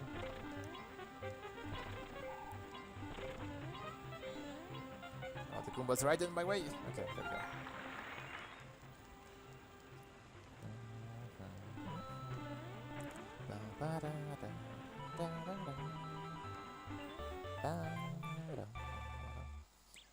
Okay, up there's a moon that can be quite annoying. It's you have to grab one of the chain jumps and shoot him into one of these fossil rocks. And the hitbox is like just barely in reach, and some runs are struggling a lot with it. I sometimes struggle a little bit, usually I'm fine. I hope I didn't jinx it. But yeah, you have to aim for... Okay, first try, nice. I took a bit of time to set it up, but if I get a first try, then I'll gladly take that time. Also, I'm gonna grab the checkpoint just in case I fall or something.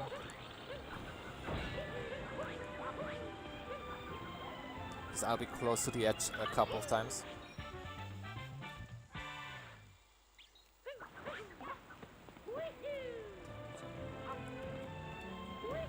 Okay, whatever. I want to do long jump down, not on the bridge.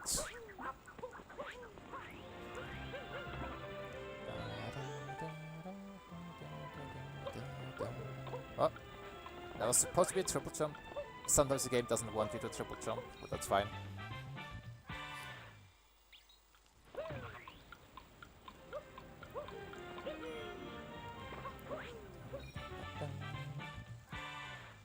Okay, now we're going back to the T-Rex, and you will see why I opened the rock at the start. Oh, great. Whenever you do a roll boost, you get a little bit of a jump, and that should be enough to roll over that ledge if you time it right. And yeah, you see, I was able to ground pound that spot. If you're in a T-Rex, you can't actually ground pound, so if I hadn't broken it up earlier, I would have needed to get in the T-Rex, break the rock, get out of T-Rex, ground pound, and get in the T-Rex again. That's why I did it earlier. It saves a bunch of time. And we need the T-Rex to destroy this pole, because there's another moon hidden underneath it.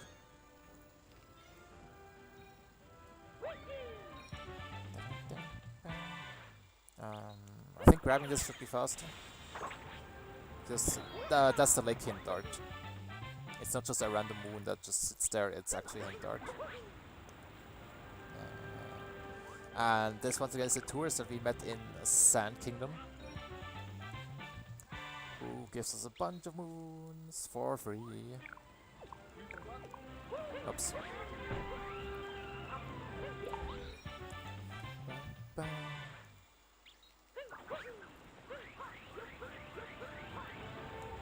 Oh. Wait. Yeah, I'm talking to the right guy. You sometimes see me go in first person mode when talking to NPCs, and on certain NPCs it is a bit faster because the camera, oh hold on, the camera doesn't turn, it just instantly goes into the position that it has to be. I don't think it works on Shopkeeper, so I'm not sure why I went for it. I guess I still want to try out where it works.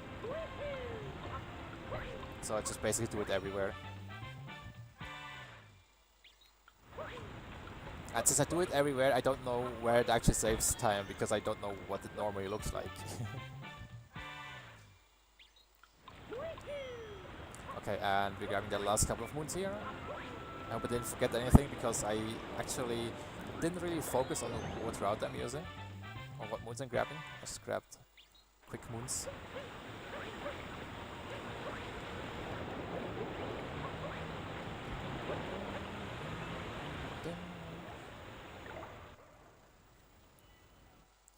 Okay, and we're already back in Bowser's Kingdom. This time we'll warp all around the place, because grabbing those electric poles is really slow. I'm gonna skip this checkpoint because it's annoying to get.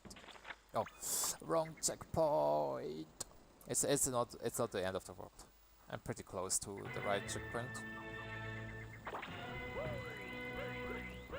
Yeah, the checkpoint up there is the one that I was supposed to warp to. Because we have a moon cube here.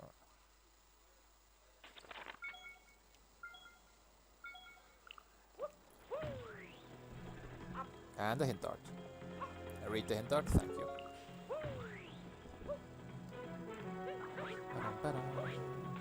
Oh, okay. That was a little bit weird, but I'll take it.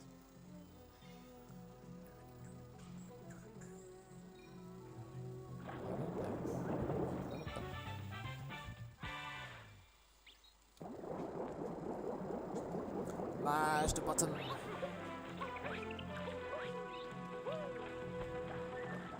Oh, I had a wrong angle there, so I had to just let the ground pound go. I'm pretty sure I have to warp here now. Let's think about the route. Oh yeah, there's a kind of hard jump coming up. I'm struggling with it, so I just call it hard.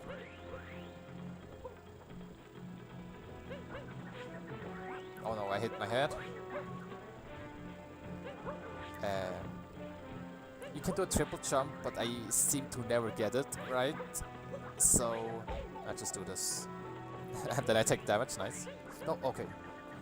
I did not want to hit that visual. I just wanted to have Cappy there so I can just shake, and then I'm instantly right there.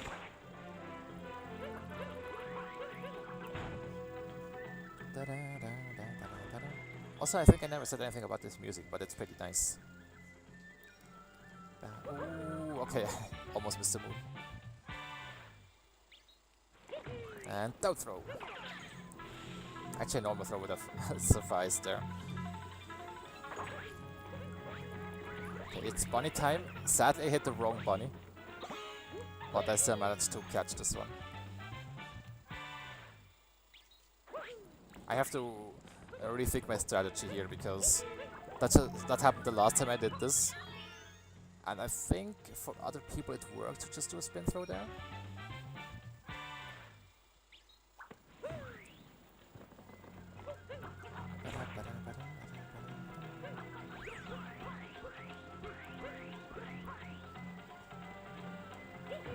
Nice. The moon is sometimes a bit hard to find, because you don't really have visual cues except for the birds, and they disappear relatively quickly. Oh, whoa, okay. Probably one of the harder timer challenges. Oh my god, please don't fail it, please don't fail it. Okay, easy. Easy. Oh, okay. I was spin pound off the top, but I guess I was too late.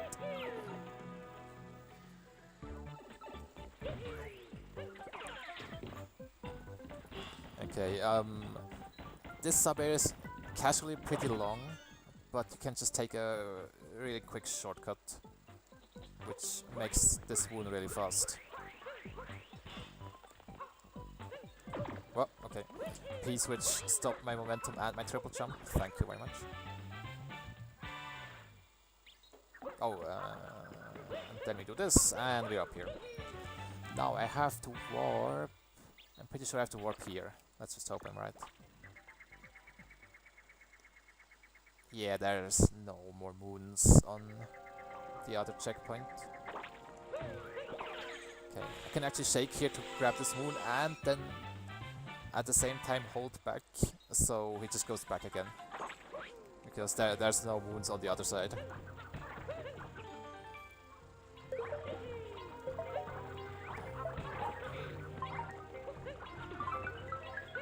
Oh, come on. Okay, thank you. he didn't want to grab the... Oh, okay. Coming up here is... Actually, it's not that big. It's just a long jump around this, which looks pretty scary. But there's actually a glitch occurring here, because I guess the game doesn't expect you to come in from that angle, so it just only loads the head of the bird.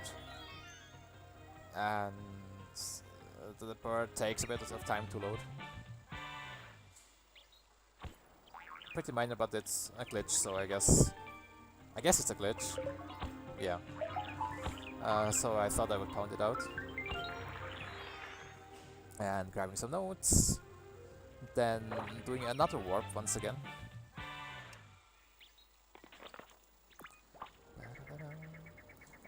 Here, okay, what do I have to do? I think only Peach and the shop.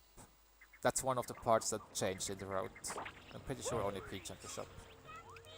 Also, Peach has some pretty good outfits, I have to say. I think so far we have only seen... Oh, okay, we've seen Snow and Cascade. And now Bowser's. And from here on I warp to the bunnies, grab the last moon, and then I go out. Yeah.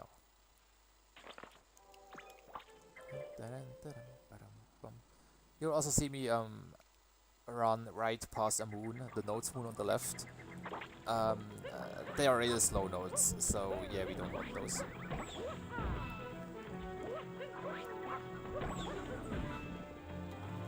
But this one is really quick. Especially because it's right next to the painting.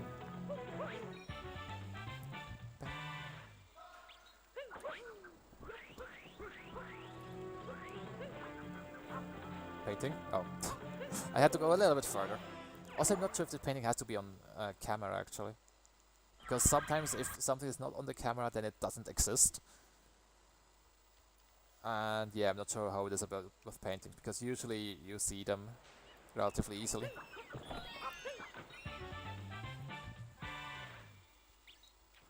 Oh, yeah, right there, Cappy didn't grab the checkpoint because it wasn't on camera.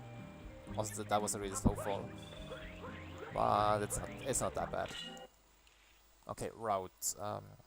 Grab the seed moon, grab this, and warp to the check. Yeah, okay. I got the start of the route.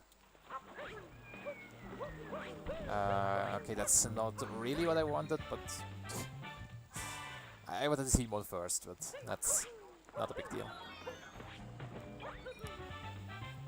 I had the wrong angle, so I figured I might as well grab the other moon first. Then we're gonna grab this hint dart that we skipped earlier because it is in Metro Kingdom and we haven't actually been to Metro Kingdom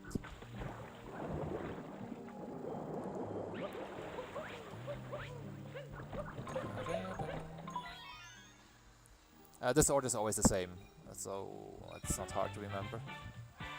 I'm actually not sure if it's the same as in SM64, because I remember it also has one of those stars, almost called a moon.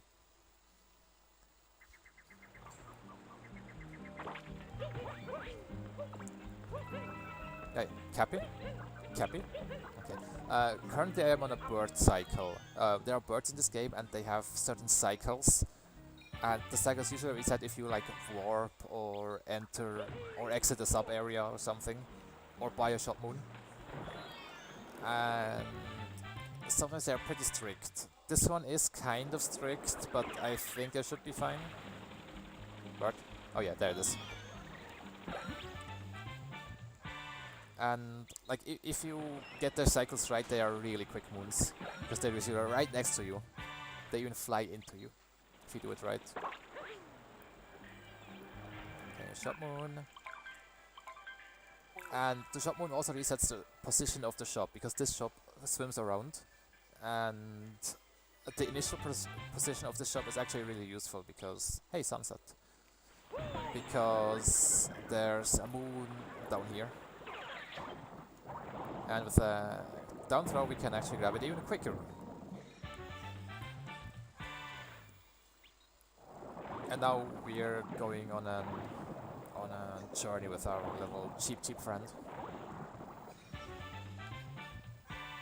Cheap controls are like if you press Y and B, or head, throw, and jump button, he does this little twirl, or yeah, twirl, and accelerates instantly to maximum speed. But if you keep doing it, you don't actually get more speed. So if you're at max speed, you can just do this. Just hold forward, and you're as fast as spamming this button. But sometimes I'm just bored and I still press it. Because if I want to change my height, then I actually need to do those shakes, spins, twirls, whatever.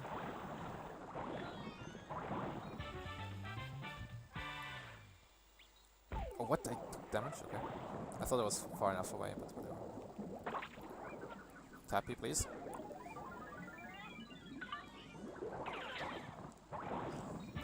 I think I didn't skip anything. I don't think so. After this next moon, I will work back. Let's do this. Yes, okay.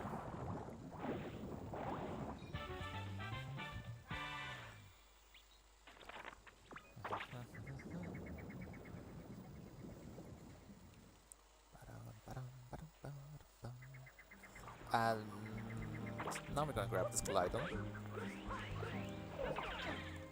And there are certain NPCs in this game that want to see a certain capture. Yeah, certain capture. So you just show them the capture and they give you a power moon. Hey. It's usually rather slow, but this one works out quite nice because we want to go in this 2D maze. Because there is a Toadette achievement for grabbing a certain number of No! I actually don't know. I hope that resets. Oh, thank God. Okay. Never happened before. Because this is also new in the road, so yeah. I've done them a few times before in like bingo or longer runs. But I've never messed it up like that. And I think sometimes you can get up there, but I think you need speed, whatever. Also, you saw me activate those blocks. That's because there's another moon that needs those blocks activated.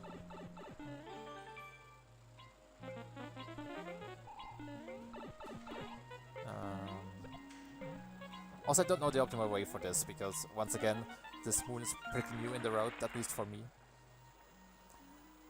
So I just kind of do it. There might be a good like strat with the Koopa, because the Koopa actually collects the notes for you. So if you hit it in the right spot, you might be able to collect all of them at once or something. What? Okay, it was supposed to be a dive, but he just jumped. Weird. Sometimes there are weird things happening in this game. Sometimes there are weird explanations as well, but sometimes it's just weird.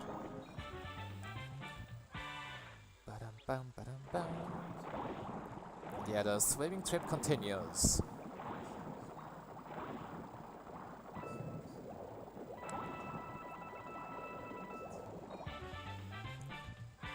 For the next moon there is a camera manipulation that saves a bit of time, but if you mess it up then you just end up losing time.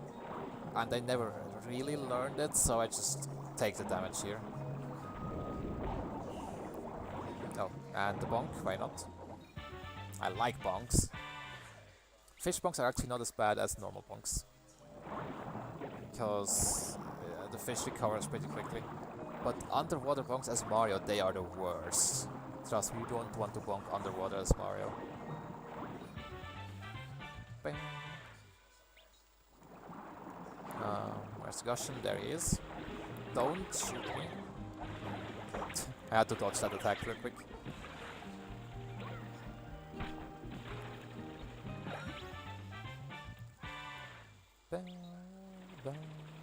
Well, you also saw me jump on that parasol, because why is the bunny running away?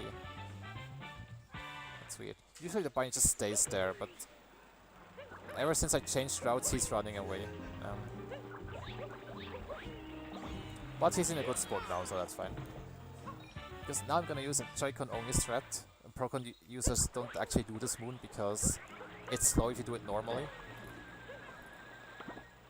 And if you have Joy-Con, you can just do a down throw, hit the timer, and walk over the water with the rocket flower. And it's a pretty cool strat.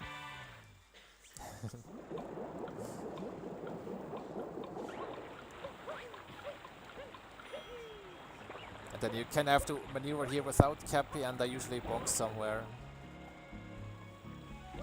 Then we go and visit Peach.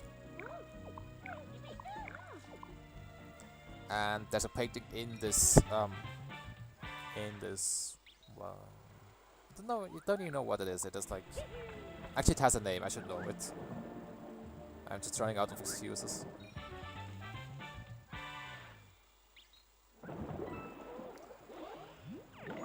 But yeah, we are out of here. Time for Wooded. What do I do? Oh yeah, Wooded, the only kingdom where I didn't get World Peace. That means, first of all, I'm gonna grab World Peace. Oops. And the reason why we didn't grab World Peace is because now we're spawning up here. Where am I? Okay, interesting. We're spawning up here, which is closer to World Peace than... it's close to World Peace because it's right up there. So there wasn't really a reason to climb all the way up here just to grab World Peace. Because we can just grab it now. Oh, okay, that rocket cannonball was out for blood. It just went, it followed me everywhere.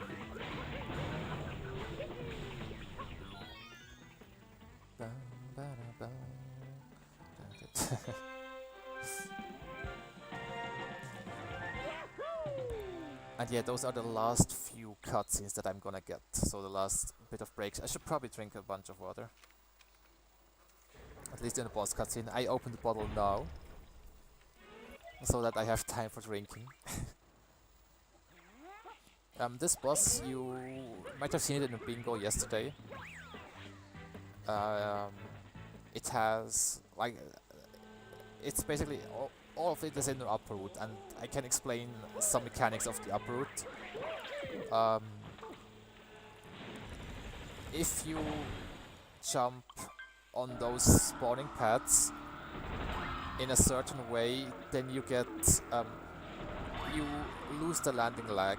Like currently you see, if I jump, then I stop moving for a while. And if I...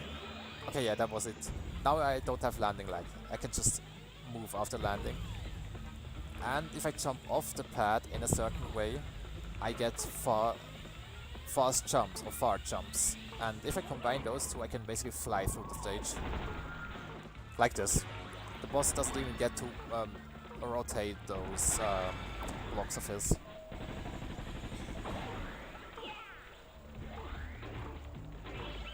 And ever since we found that strat, I really like this boss fight.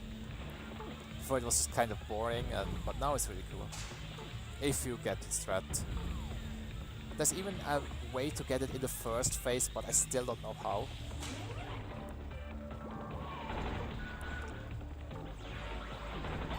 But yeah, if I would also get it in the first phase, I would like this fight even more.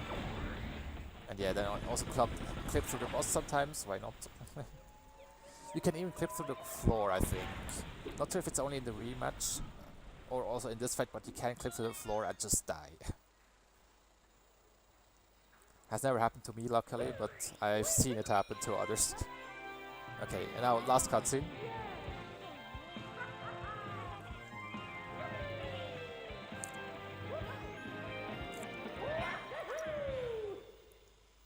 Next cutscene will be when I get back to the Odyssey, which is in like 2 kingdoms, 3 kingdoms, 4, 3.5 kingdoms maybe. Okay, now I need to do this. Now we can finally do the start of any percent. We've delayed it so much because we entered depots at the start.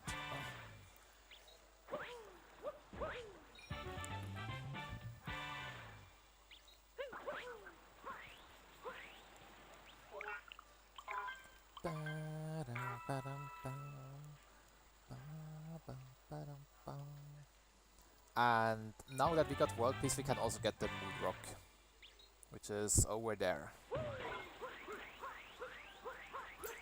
Oh, okay. I somehow missed an input. I think because I was in the air, it didn't accept the input. Because as I said, if you're rolling and do a roll boost, then you're in the air for a short time. I think it's actually faster to go through this. Yeah, it is. Most likely. Okay, now I have to go over there. Yes, yes, yes.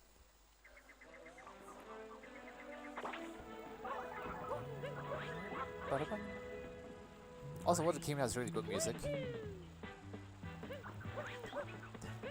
Favorite of me. Oh, what? Whoa, okay. What happened there? I tried to ground pound the nut, but I inputted the ground pound as I landed on the nut, so I just crouched on the nut and somehow conserved my speed. Also, what? Okay, I'm just confused now. Oh my god. Oof. Okay. Yeah, somehow I conserved my speed there. That was really weird. But yeah, now I'll just rock on the road. Did I launch up from up here? I probably launch up from up here. Because this jump is not supposed to be hard. Okay, now let's do a big jump without any speed. There we go. Easy.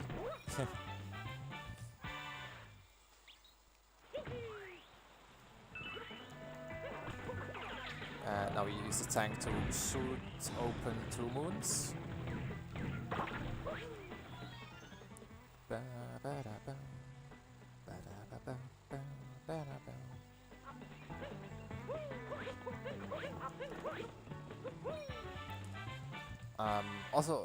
Something about this category, because it is like one of the longer categories in Odyssey, and it's quite hard to stay focused for like 3.5, let's say 3.5 hours.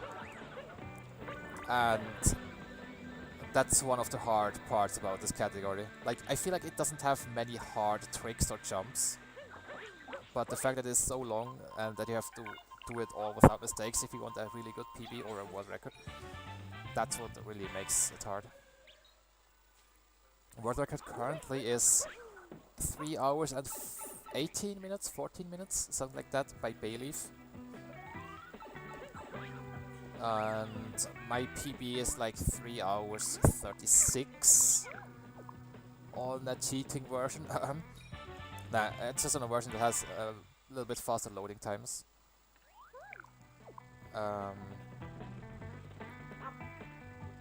But yeah, now I actually have a normal version.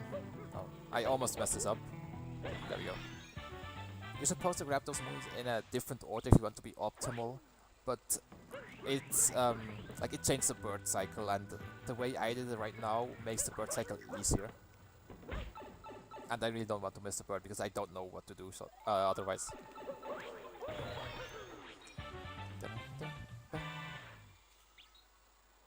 Oh yeah, also I did that cool jump to the Captain Toad that I didn't even talk about. But yeah, what I did there was vectoring again, like moving to a different direction in the jump, which gives me more speed, and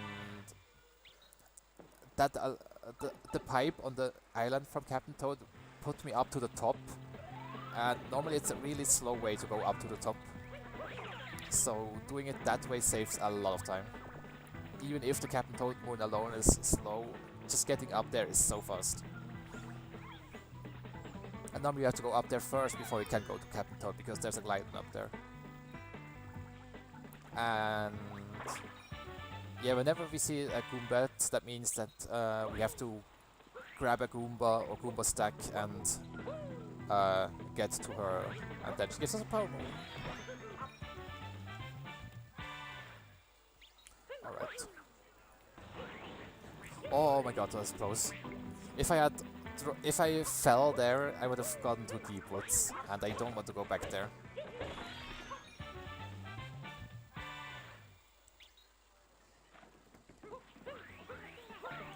Where's the entrance? There it is. Oh, okay.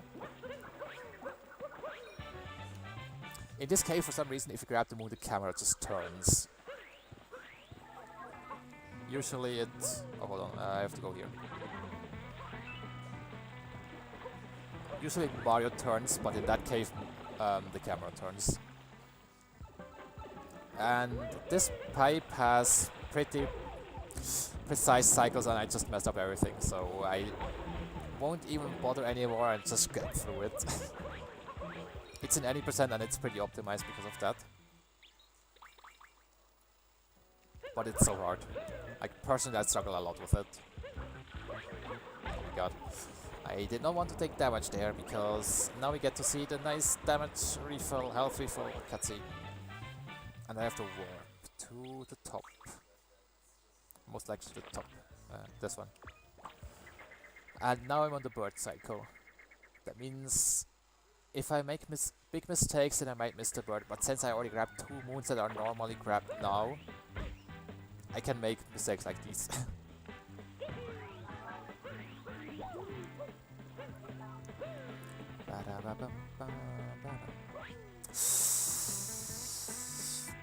I'm not supposed to make mistakes like these though, that's pretty bad.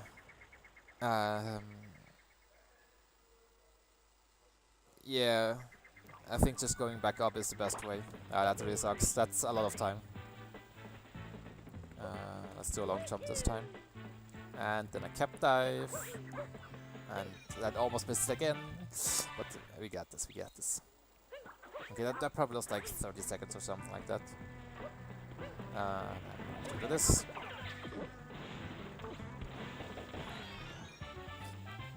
But your bird cycle will probably be a bit too easy because I grabbed 2 of the moons. Normally I just grab 1 of the moons. But I was like, maybe I should grab another one.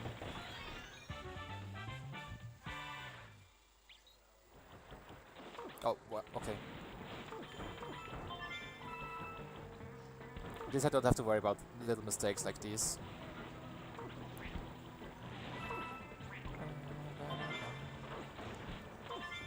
And yeah, there's moonshots in here, but since you have to go... Well, we don't technically have to go through all of this, but... it's not much slower than to go outside the maze. And... it gives us a moon. Oh, there we see the bird already, but this is a pretty quick moon. Depending on your cycle, you can grab the bird first and then grab this moon, depending on your timing. But since I'm so early... Okay, I'm not even that early, actually. Wow, I was really slow. But yeah, bird flies right into me and I get basically free moon.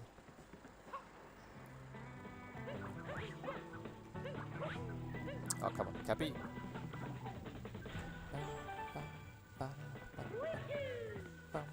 Oh, great.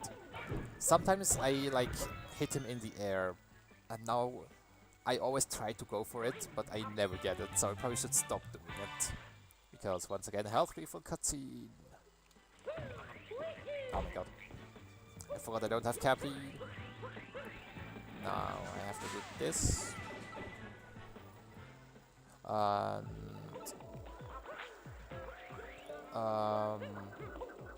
oh yeah, in this room it's probably faster to do it just as Mario from what I've heard. But Bullet Bill is easier.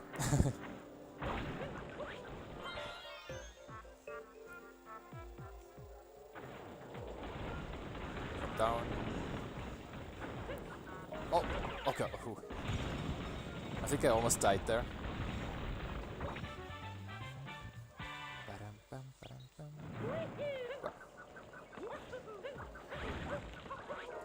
And then I have to warp somewhere. And I'm pretty sure it's station 8. Yeah. And going towards the end of Wooded. Luckily there's a bunch of moons on the way to the painting.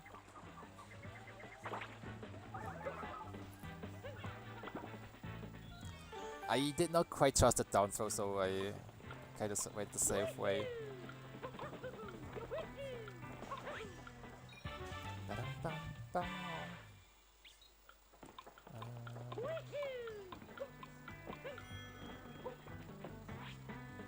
Didn't hit. You could try to, or I tried to snipe that ground pod spot from up way above, but yeah, I'm not too used to this one. The one, the cafe one in Metro is more common because it's in basically every category, I think. And we're off to Sand. Sand Kingdom is another pretty big one. Is it? It probably is, right? Yeah. I mean, it has so many moons, it has to be big. Oh, almost missed the moon. And the moon rock is right next to the painting platform, so that's pretty useful. You can also grab this moon that we skipped earlier.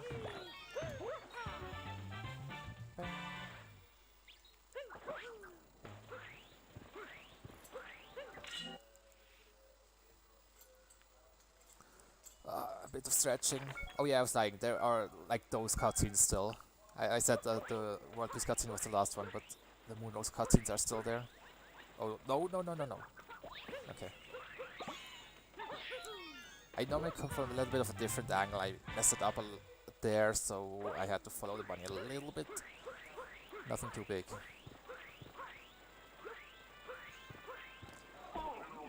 Another hat and seek guy. And now I'm gonna activate the dog. If you activate the dog, he goes towards the spot and digs up a moon. But he has to remain on camera, because otherwise he will just freeze. And go forth, doggy. I believe in you. This toad likes music, and he wants to listen to a specific type of song. And yeah, I just know the menu movement that I have to do since yesterday, because normally I have it in the splits with the song number, but now I had to actually learn. I either had to learn the number or I had to learn the movement, and learning the movement is obviously better.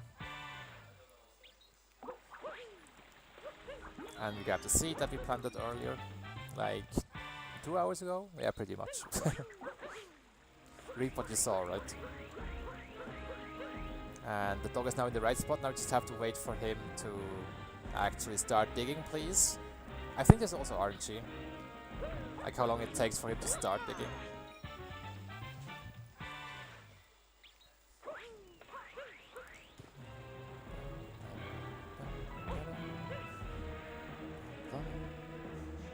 Also, you see our moon list on the left filling up a lot, and it's almost covering the screen.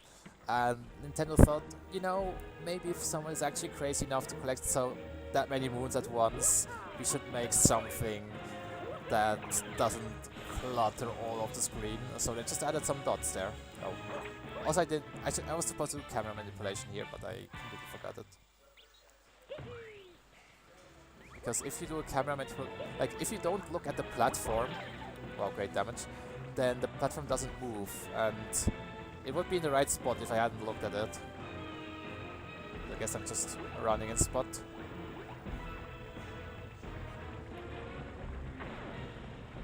Bang, bang, da, da, da, da. And another Goombet moon. Love in the desert ruins or something. Oh, maybe I should also grab the moon. That's a good idea. And now, since I'm already here, I can grab some moons with the bullet bill. I removed the cacti. Oh. I removed the cacti because if you touch them with a bullet bill, then the bullet bill crashes.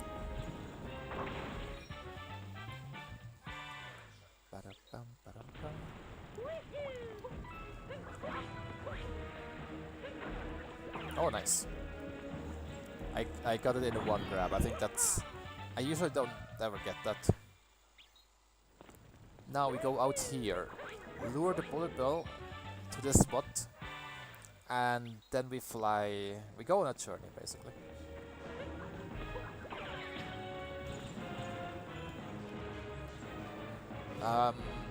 There's a little bit of tech about the bullet bill that makes you fly a bit faster, but I think it's too complicated to explain right now because I'm not even sure if I ever get back into a bullet bill. Oh my god, that was close. Oh. That was really scary. Okay, remember when I paid Jaxi 2 hours ago? Now it's the time to call him. And um, Jaxi has that useful property that he can just walk on this poison purple goop.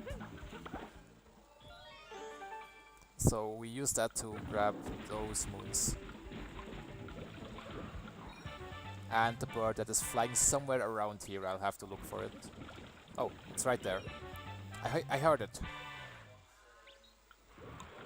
Where is it? Oh, the other bird is also there.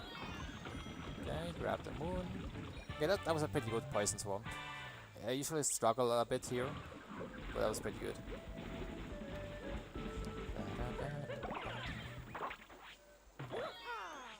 There's also 2 moons that actually...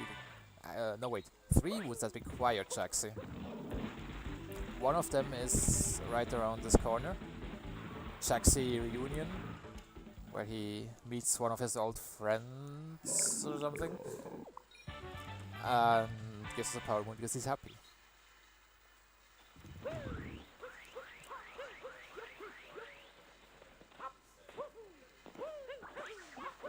Is there supposed to be no music in this kingdom? For some reason I find it pretty weird that there's just no music right now.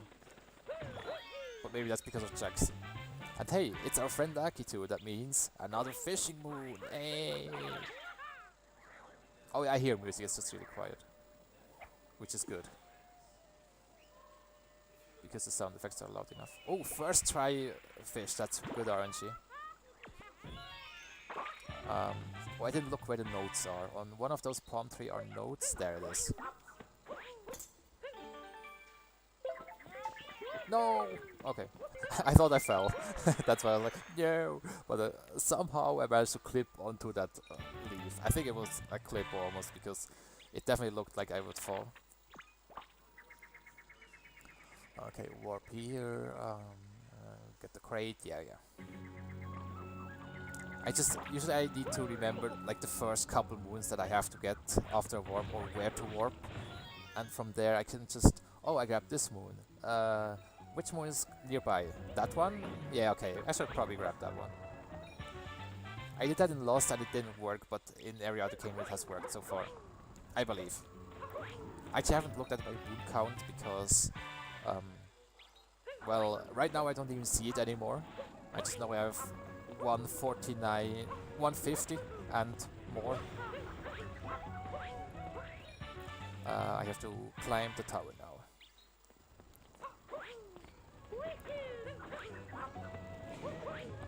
Nope. That backflip was in the wrong direction.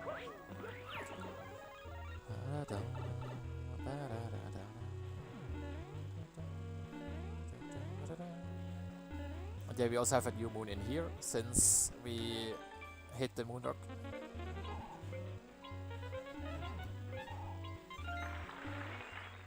Now how do I get up here? There's a little shortcut if you jump on this bullet bill. Yeah, I'm gonna do it. Dang it. No, okay, everything's going wrong. Hold on. Let me do this. No! Come on. No! Okay, I'm gonna die. Okay, I'm just gonna go the normal way now. Don't mind me. If I don't do the notes, then I'm usually pretty consistent at that trick. But yeah, because from bingo, you know, or slow. No, actually not from other categories, just from bingo.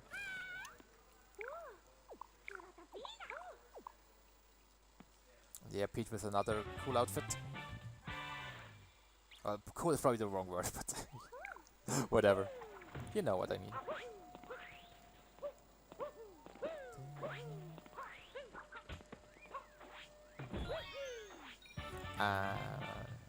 Yeah, that's just a lurker. They're actually called lurkers by the game. Not calling anyone out here. And they have moons, and there's not really much to say about them, but she's our second Jaxi moon. I don't even know what he's saying here. I think he feels fulfillment or something. or also reunited with his friends on those other holes.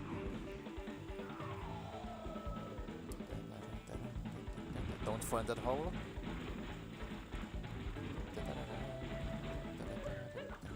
And here's another hint art from Wooded Kingdom. Oh, okay.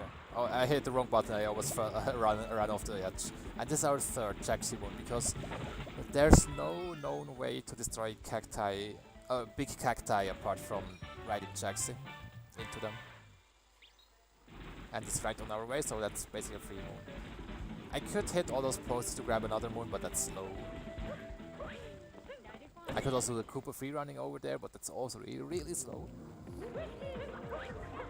I don't think I need more coins, but you know, they're so shiny.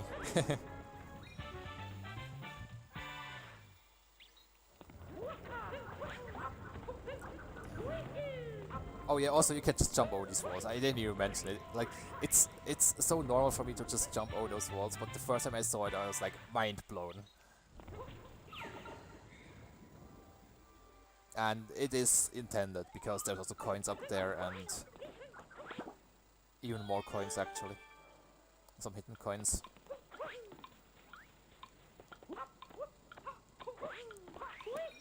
And after this timer, it's probably faster to grab Cappy instead of waiting for him. If you're quick enough. I think I was just barely quick enough, except that I missed up the spin pone. Now I need this sub area, and then I need to warp to the tower, yeah. Also, you might remember those sheep from yesterday from the bingo. They're too slow. even if you need 500 wound, they are too slow.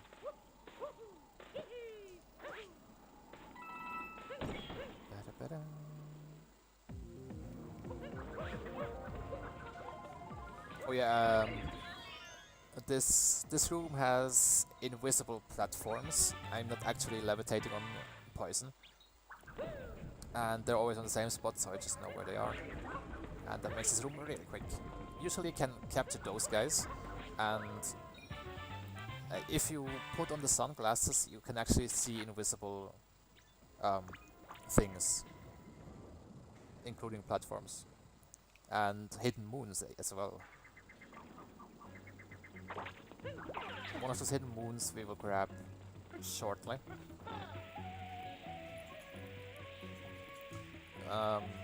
But yeah, I know where it is, so I don't need the sunglasses. It would look cool, but I don't have time to look cool. I need to be fast.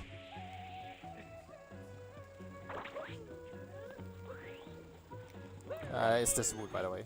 Like, you have no other indication than putting on sunglasses, and then you see actually a pretty big pillar of light coming from that spot. And that's another hint art, that's why there's also no indication other than the hint art. And this actually counts as a timer challenge, even though it doesn't look like one. Important knowledge for bingo. And I guess for some routing, because if I remember correctly too, that has some timer. And oh no, I died! Oh no, that's so sad. That's a death warp. And now I grab this last moon, and oh, the painting is right below it. Perfect.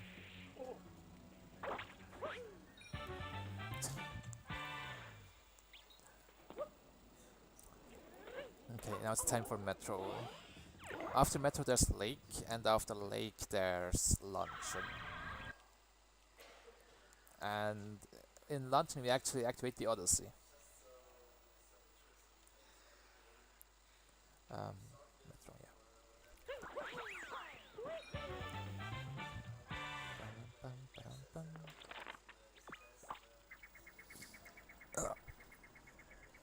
A bit of stretching in the short amount of cutscenes that I get from warping or moon rocks.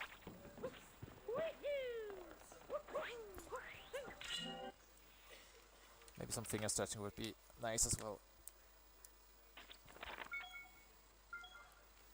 Okay, and here we go. Get ready for the music. Okay. For a second I thought it wouldn't play. That would have been awkward. Okay, apparently the Sphinx has to be in the center. There's a Sphinx fight in the city, and if you spot it, then a power moon starts flying towards you for like 20 seconds. Don't ask. Don't ask.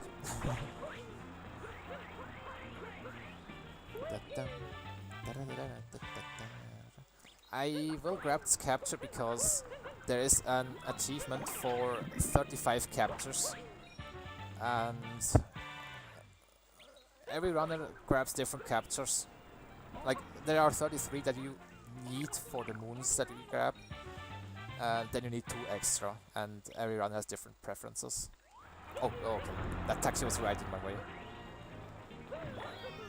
You could also grab this guy to do this challenge, this RC car, but I prefer doing the scooter clip.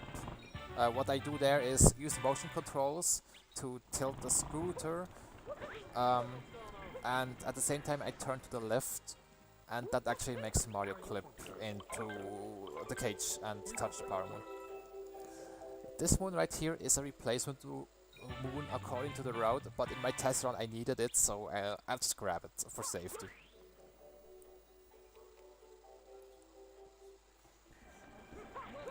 Oh, nice bonk.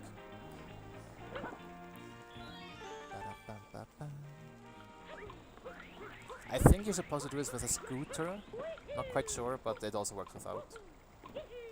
This kind of tight, especially, like I went for a rather risky movement, looking at it from a casual perspective, so I'm surprised that it's so tight. This one is easier, except if you bonk somewhere. Oh, or if you do that, but still enough time for it.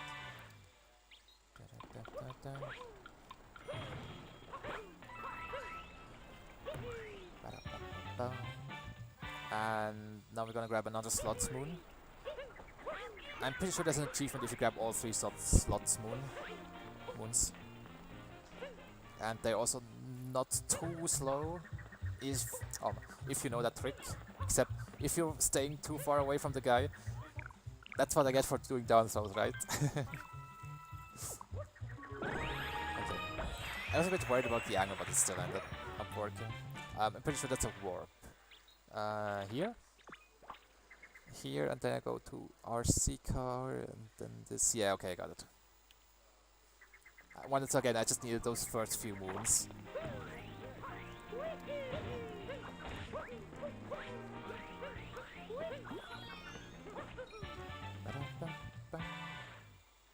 That's another seed that we planted earlier.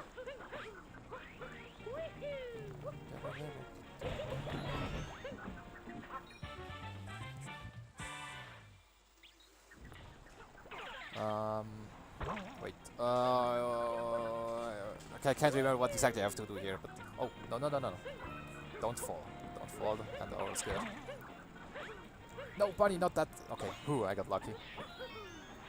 Depending on what angle you approach the bunny from, the angle that it runs in is actually different. And I approached it from the wrong angle, and that means it almost ran away.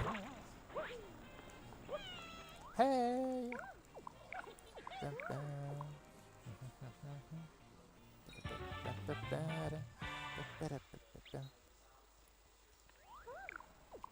Mario almost looking Peach under the skirt.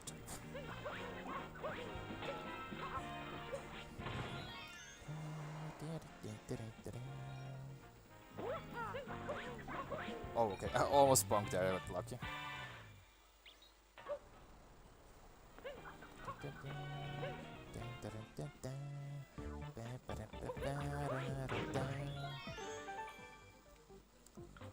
Oh, no, okay. Don't forget this guy.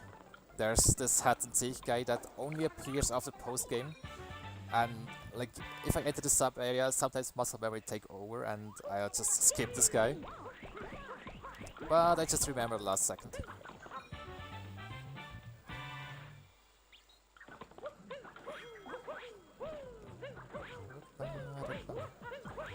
Oh my god, what do I have to do? Warp to the park, I'm pretty sure.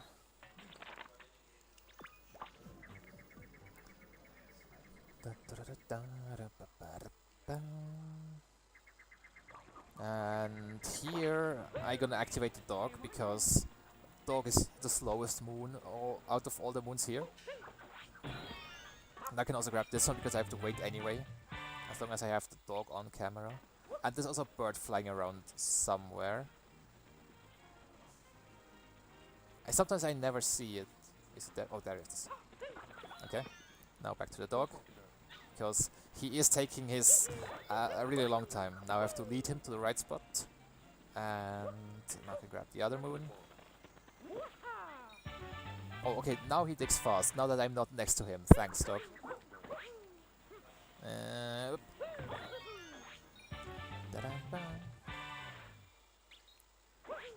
But hey, at least with these good fish are in chin sand and I guess decent one in snow.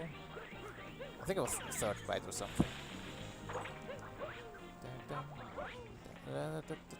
Oh, enter the pipe, please.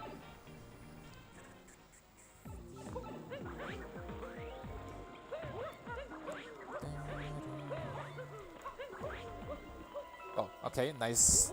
Whatever. Triple jump, wall jump. Oh my god. Okay, I shouldn't complain. This guy doesn't like when I complain. I am pretty sure I have to go to the right? Yeah. This room is supposed to be hard because it's dark, but if you've done it a couple of times, then you know what to do. Now, go to the heliport, go to the top, and do things from there. Let's do down throw here, why not? Another one. I think rolling might be faster than a down throw, but might as well show them off from time to time, right? Those are some precisely timed backflips to move up here faster, and then you're not supposed to fall, obviously. You're also not supposed to bonk. Hold on. Okay, let's do it a bit slower. There we go. Also, what I do there, like jumping away from the opponent, jumping back on it, that's faster than just normal climbing or climbing while climbing while shaking. That was way too close, actually. Ooh. And here I'm gonna do a neat little combo, because I'm gonna drop off the scooter, and then I jump back to this moon, grab this moon. Oh, I hope this scooter doesn't fall. Please don't fall. No! Scooter. Okay, hold on. It should respawn, it should respawn. It has actually never happened to me. I hope it respawns. Oh yeah, there it is, nice. Scooter-chan. Okay, this time we just stay on the scooter, because that way we can't lose it.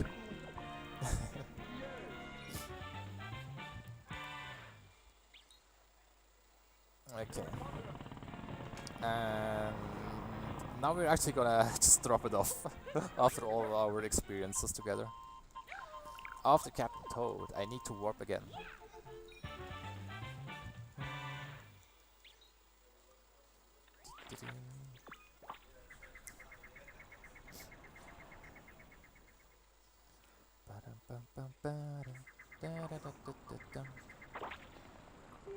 Okay, I'm gonna do a pretty big boy jump. It's actually really easy, but it looks daring, right? Wait, oh no.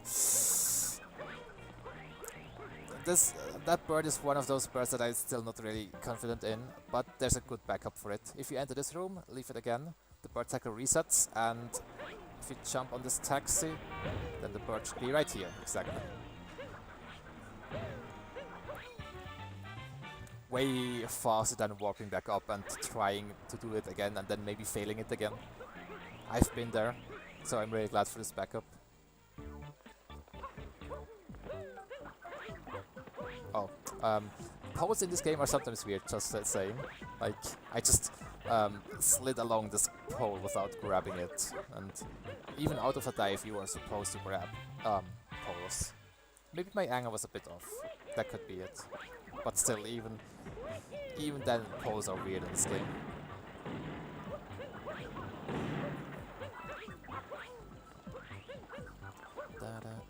I think that room is actually faster if you grab a bullet bill, but that's really precise, and I'm pretty sure I can leave now.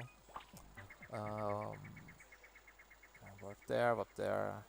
I think I collected all the things that I need to collect. So yeah, let's just assume I have everything. Also, how did I not bonk there? Okay, Lake Kingdom. I need checkpoint and then Moon Rock. Yeah, that's enough.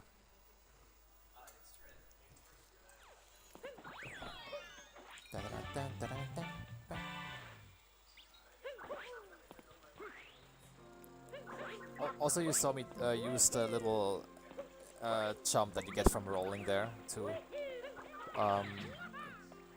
get over that little wall. And this fish is annoying because because he likes the wall more than bait. And I think I was a little bit too slow there actually, which is probably the first time that this happened to me. Like, I got good RNG with the first bite, but then I was too slow. I just blame it on commentary and being sleepy. And yeah, the second one took a lot of bites, and that's where the RNG comes in play again. And here I'm gonna use the roll boost again to skip over the wall. That's a nice little use for spin throws. I like this one. And if you miss that, you can just use a down throw.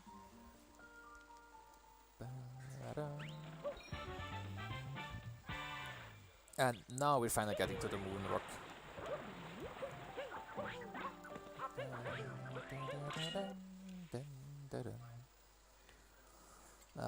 Now we'll do this round, yep. That's pretty easy to remember. There's another bird here, and I tend to miss the bird, but there's also a neat backup. There's still a lot of cool backup strats for, especially for the birds, but also for other things in this category. I don't like this angle. Okay, I got it, somehow. And I just need to grab the moon, thank you.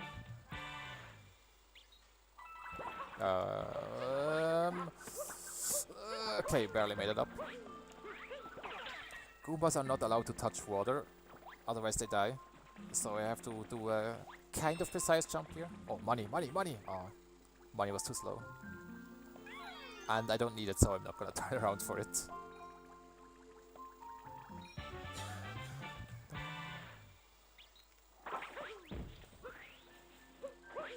Ooh, pipe stuck. If you, whatever.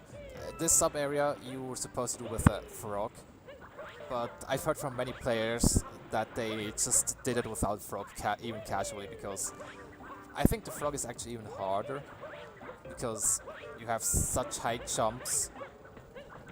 Oh man, I tried something. I shouldn't try stuff in a marathon. That's really a bad idea.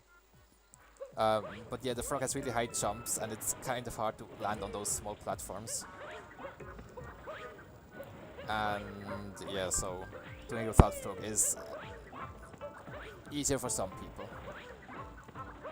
Okay, let's do this easy. There we go. Yeah, it's funny, I've done literally the same thing in practice, except that I tried something different than what I tried today.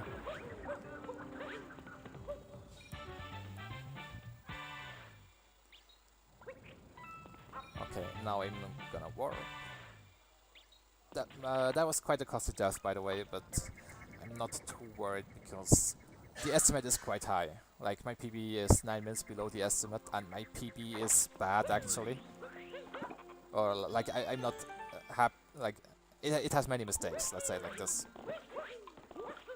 So if I would have to guess, I'm still on sub 340 pace.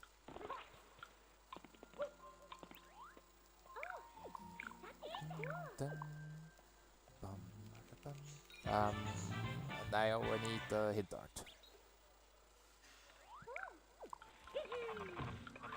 Oh my god. Okay, to be fair, I bonked quite a lot, so maybe I'm not on that good of a pace. But we'll see at the end.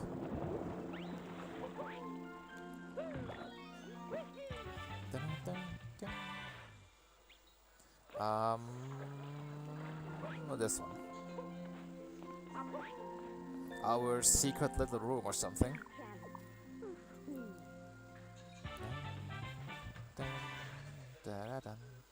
And now we're going on another journey with our friend the Cheap Cheap.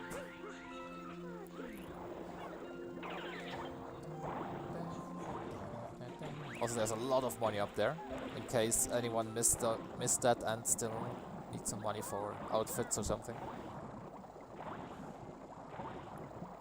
It's pretty hard to miss though if you're looking for moons anyway.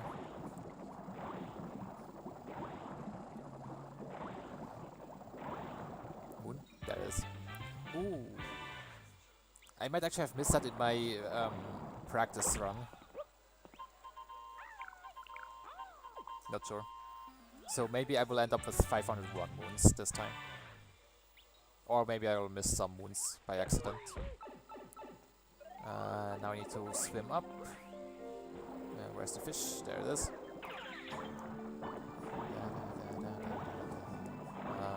This first.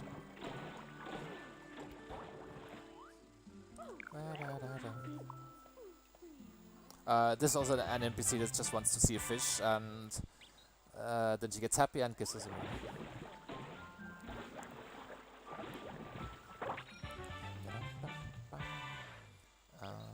I wonder if it's fast to recapture the fish, but probably not.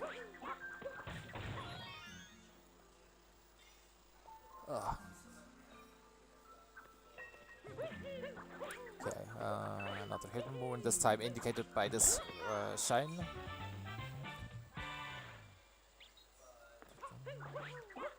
And then I need this sub area, and I think that's the last thing in here. Pretty sure, yeah. Nice bonk. This sub area. Thanks for the advice. This sub area is. I found it quite hard casually because you have to dodge all those fuzzies. That was pretty close. But yeah, there are fast threats that avoid all of those. So if you're confident in Cappy dives, this might actually be easier than just the normal way. I would probably be scared if I did the normal way, because sometimes you get so close to the fuzzies. Okay, and this has to be the last thing, yeah. So I'm gonna go to this checkpoint that I grabbed earlier. And if the Goomba RNG is right, then I might be able to pull off a jump. Oh, never mind. I still have to practice that. But you can like roll on the Goomba and then basically land right on the painting without actually doing a jump. Okay, now lunch time. This will be a rather short visit, because we're coming back a third time, that's right. I'm pretty sure I have to warp here. I'm pretty sure. Am I pretty sure? Yes, I'm sure. Okay, now. Now that I see the tourist, I'm sure. Also, there's a bunny over there that I'm gonna hopefully grab really quickly. Oh, nice. I sniped it.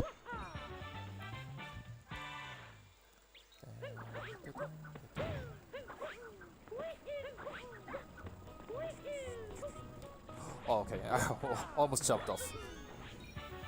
Okay, and over there you see the moon rock with a big pillar of light. Oh my god.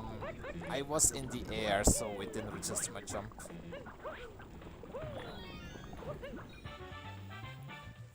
If I timed this right, then I might be able to grab the magma bubble. Yep, nice. If I missed that, I would have had to wait like 2 seconds for it to make its cycle and jump back out of the lava.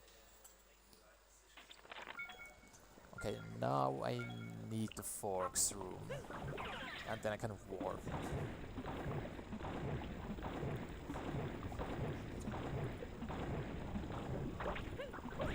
This one was pretty cool and pretty motion control heavy. Oh, they were great. And I do a lot of up throws, and you do those by flicking your controller or controllers upwards. And then you also do the homing throws, like you throw Cappy and then you shake so he homes in on the nearest target. And combine those together and you like just swinging your arms around. It's pretty funny.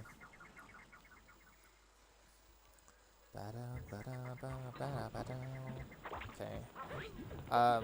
Yesterday I wondered if it's faster to grab a Podoboo or do it like this without the additional wall jumps. I still don't know. But that was really slow.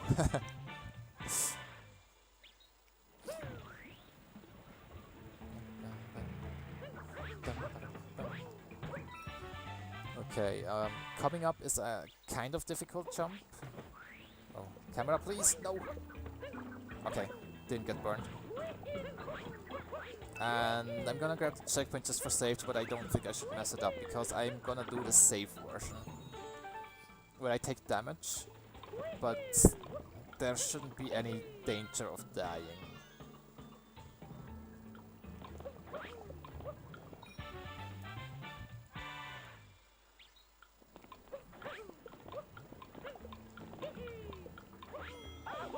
One damage, 2 damage, yeah. You could time a triple jump on the platform right as it's disappearing, so that Cap returns to you before you touch the lava, and then you can do a Cap jump and reach this aisle without taking damage. But yeah, if you mess that up then you're dead, and I didn't want to bother with that. But hey, now it's moon dump time. That means a big cutscene for me. Stretching time. That's like, I don't even know how many moons. I think 200 moons.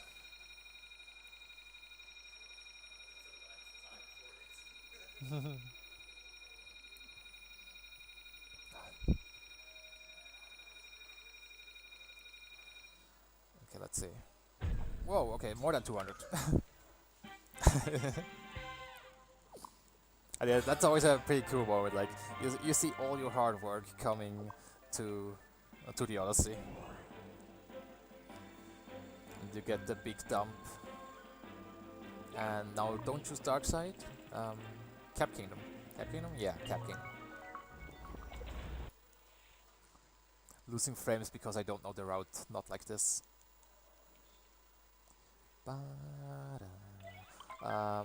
In Cap Kingdom there is a pretty hard jump to reach the moon rock, but that's one jump that I never bothered to learn yet, so I'm just not gonna try. But basically you jump over the railing, jump on... Okay, I can explain it later because I'm flying next to it anyway. I'm gonna grab this Paragoomba. Okay, so normally you would just get a lot of speed, jump off of this railing, jump onto this sign, and then jump to this rock. Something like that. And no thanks. Saves like 7-8 seconds or something like that. Maybe 10. Maybe a bit more.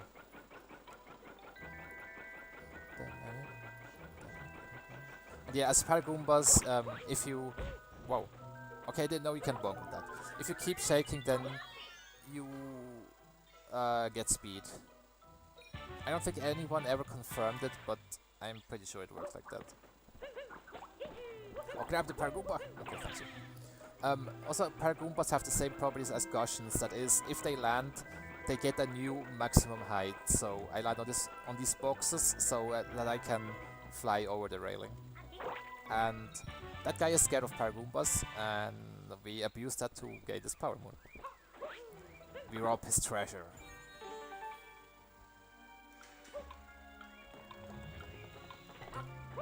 And this is timer challenge. I think there's a little bit of a fast strat, but you know, you don't have Cappy and there's death around you everywhere, so not the safest strat.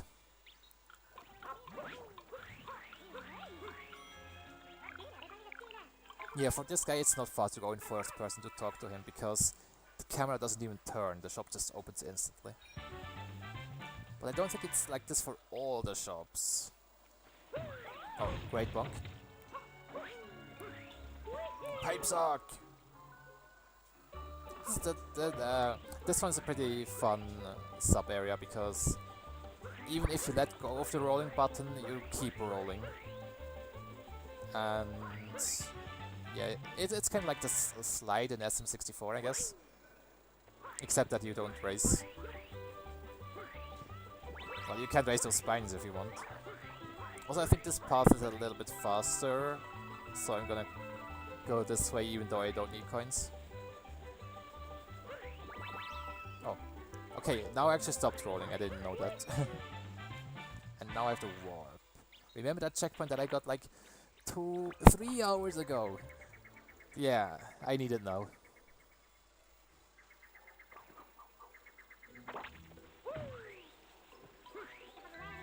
And we're going back up to Topper, I mean Captain Toad. Topper's dead.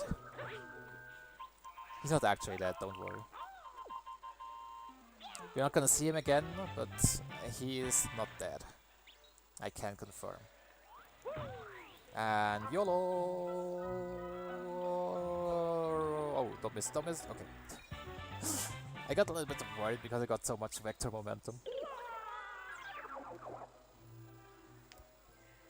And yeah, that's an intentional death because there's no way to get back up. Hold on. Oh yeah. I had to think what I have to do. But yeah, there's no way to get back up there from down there. Casually you're supposed to grab a Paragoomba and just fly all the way over there. But obviously that's slow. Way slower than just fall to your death. Bang.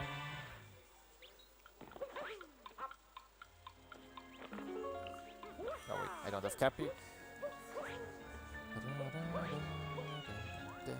Another moon for Peach.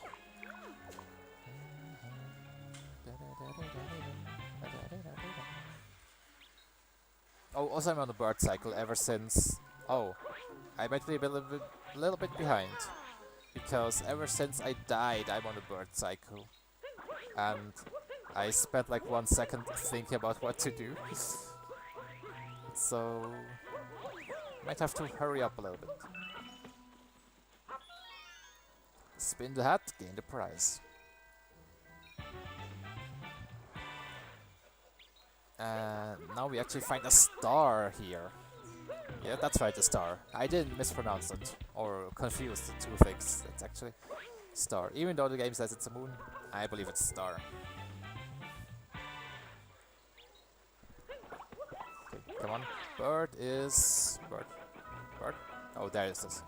Wow, okay. I'm actually faster than I thought. No, no, well, okay. It just... it juked me, what? It just stopped. What? Hey. Moon? Okay, thank you.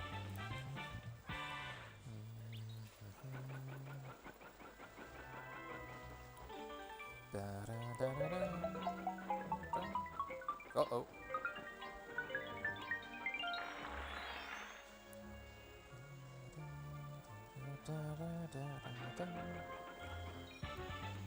Alright. That's our second last moon up there. And then we grab the bunny on that hill. We ignore that moon up there because we need a frog and frogs are slow.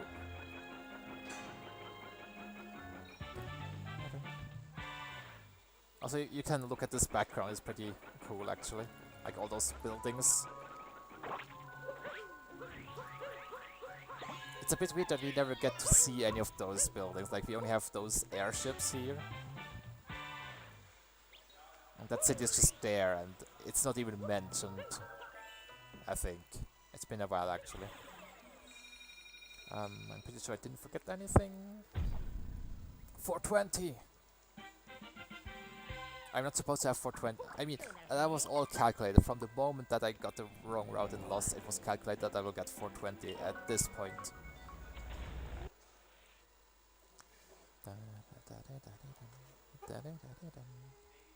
And now I have to go to Lost. And Lost 2 like the split that I'm on right now can be really, really rough because hold on. Because there's all those insta-kill purple goop around you, and you're not really used to this movement because, I think darker side, and everything longer than that has a second visit to Lost, and the other category, like the popular ones like Any Percent and World Peace, don't have a second visit here. So you're not used to the movement, and one little mistake and you can just die. Alright. First I'm gonna grab some Any Percent moons that I skipped on the first visit, because they're right on the way here.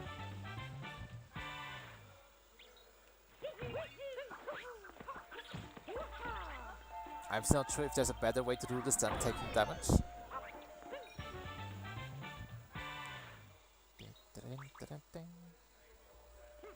Okay, and that's a thing. Actually no, but yeah. Now I'm gonna diverge from the road. We are jumping to Captain Toad!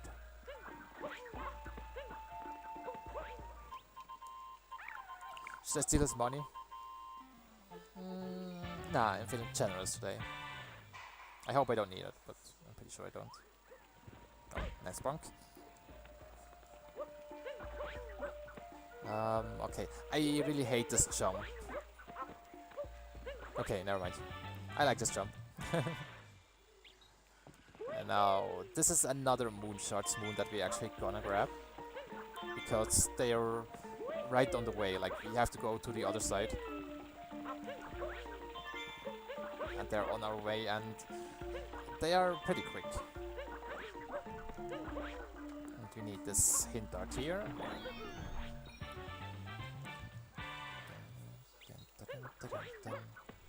Then grab this last shard. Barely landing on this platform. Now I have to jump back up.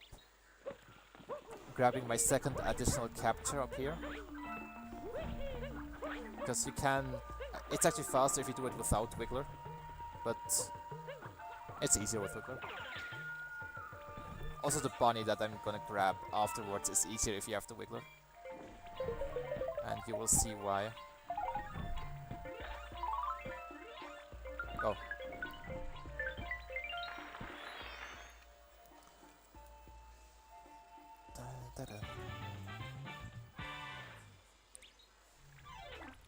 Oh, okay, I guess I'm not using the Wiggler. Oh, I already grabbed that moon, whoops.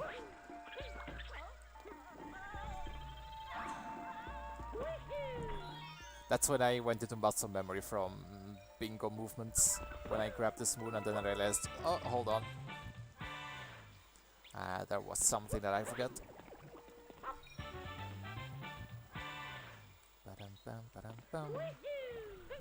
Oh, okay, that was close. Okay, I hope I got everything. I feel like that was a really short visit.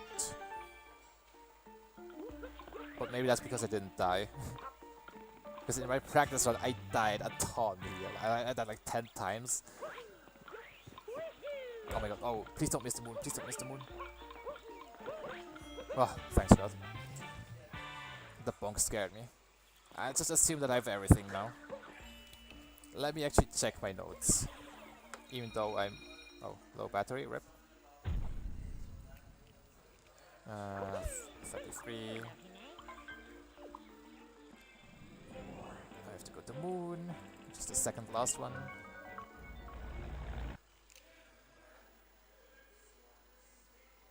Hello. Oh, whatever. I will just trust my memory that I have gotten everything. Actually, now would be a good point to know if I don't have everything, because I could just buy a moon here or something, which is a decent backup. But if it comes to worst, I still have a backup in Mushroom Kingdom. relatively quick backup and a few slow backups.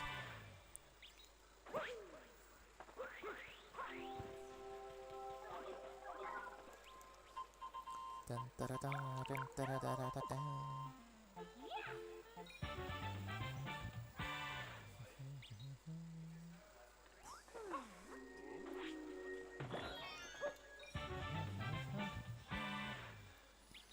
And yeah, here on Moon, the main reason why we go here is because of the tourist. Because if we grab him here, then he's also in the Mushroom Kingdom.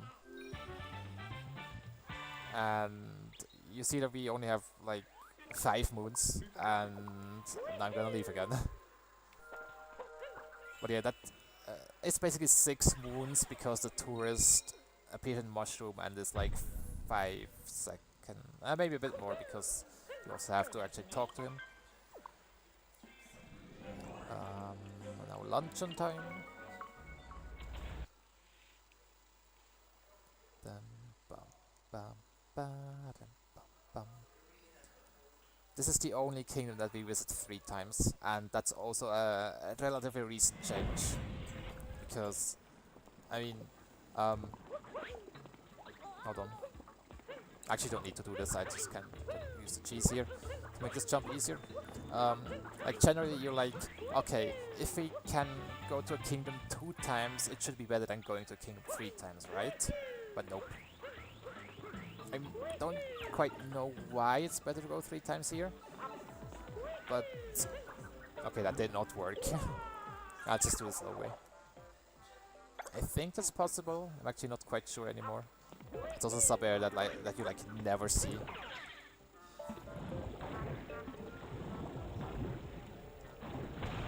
And like Darker Side as a category is not that optimized, like compared to any percent. So there might still be new strats to be found.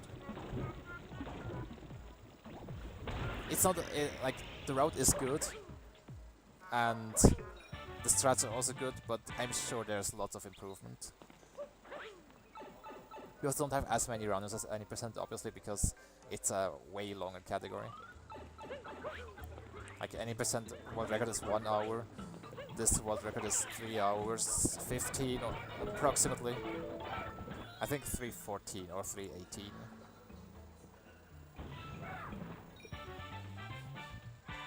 I'm not too bothered with the like personally I am really far away from the world record, so I don't have it in the back of my mind all the times.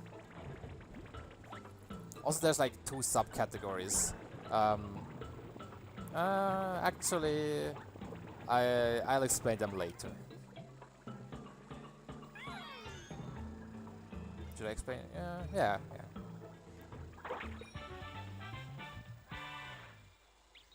It might be too complicated right now.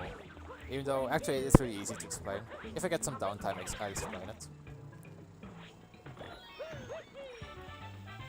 Right now we have some quick moons. Oh, some quick bonks as well.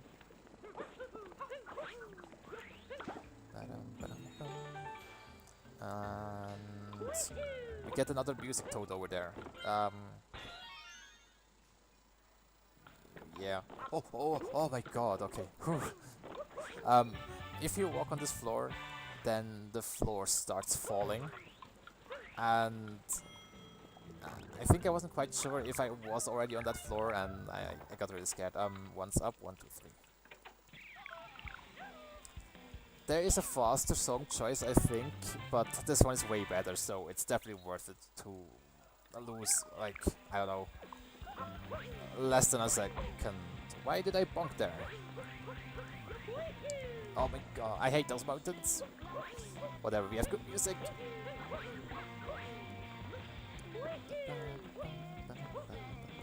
And this is the 3rd slot moon, and the last one. Oh. That should work. Oh, no! Oh my god. I let go of Cappy too early. Oh, come on. I hope it's on the standard position. There we go.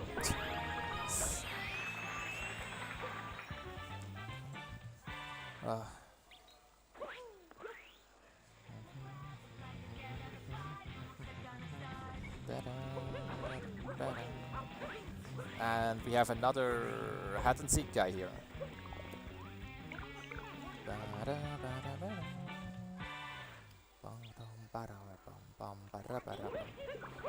Oh, great. Oh, did I miss that moon? I don't know. I missed one moon in my practice run, and now I'm thinking that I missed everyone.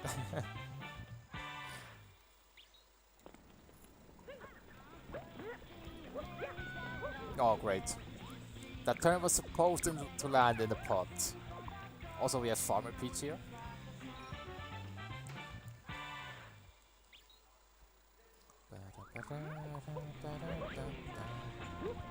Oh, come on. Okay, there we go. Hardest moon in the game.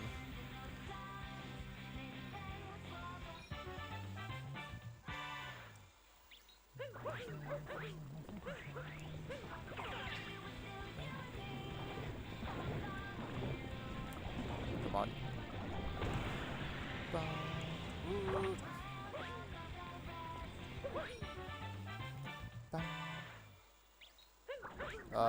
Now I have to go over here. Don't miss this moon because I missed it in practice.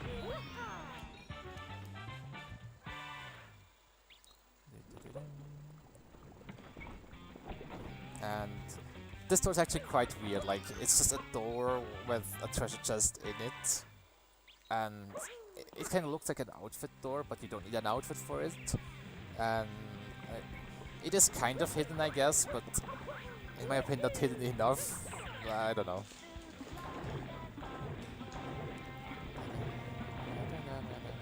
Oh, okay, that moon was not on screen, that's why I didn't grab it. If anyone still doubts that things off camera are actually there.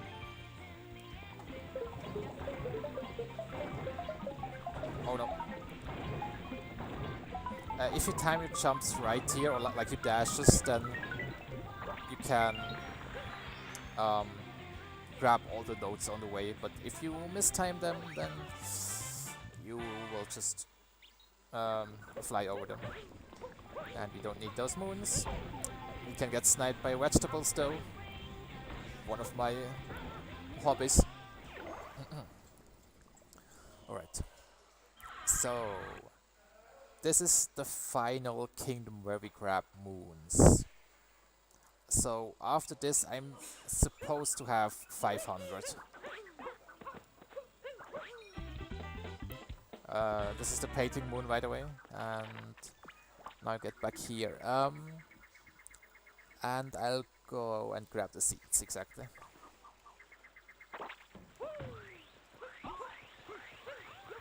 Oh no, hold on.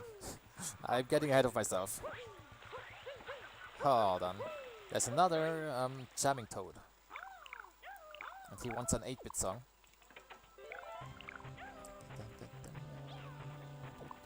And we get to do it for the rest of this kingdom, I think. Actually, I think we can, yeah, we even listen to this during Toadette. That's new in the route, that's why I'm so surprised. And this is the last time that we see the tourist. I think he's going back to sand now. So if we were to ever go back to sand, then we will get another power moon.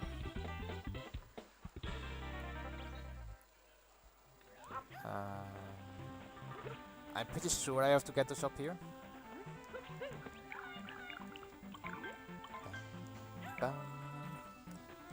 And yeah, now I have 500. Like, I don't need those 500 coins that I still have. But like, I never bothered counting how many I need and how many I can skip.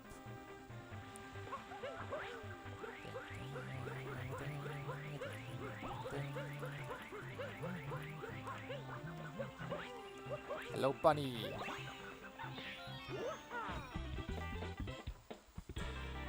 There is one hard jump left in this kingdom. and after that it's pretty simple. Actually, one really hard and one kind of hard.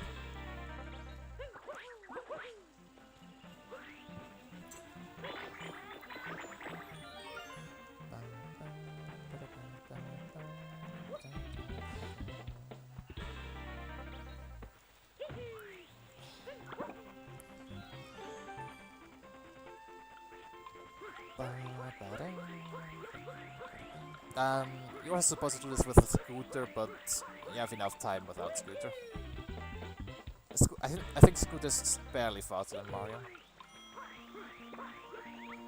I have to wait for Cappy anyway, and we're gonna scare a Toad because we're evil.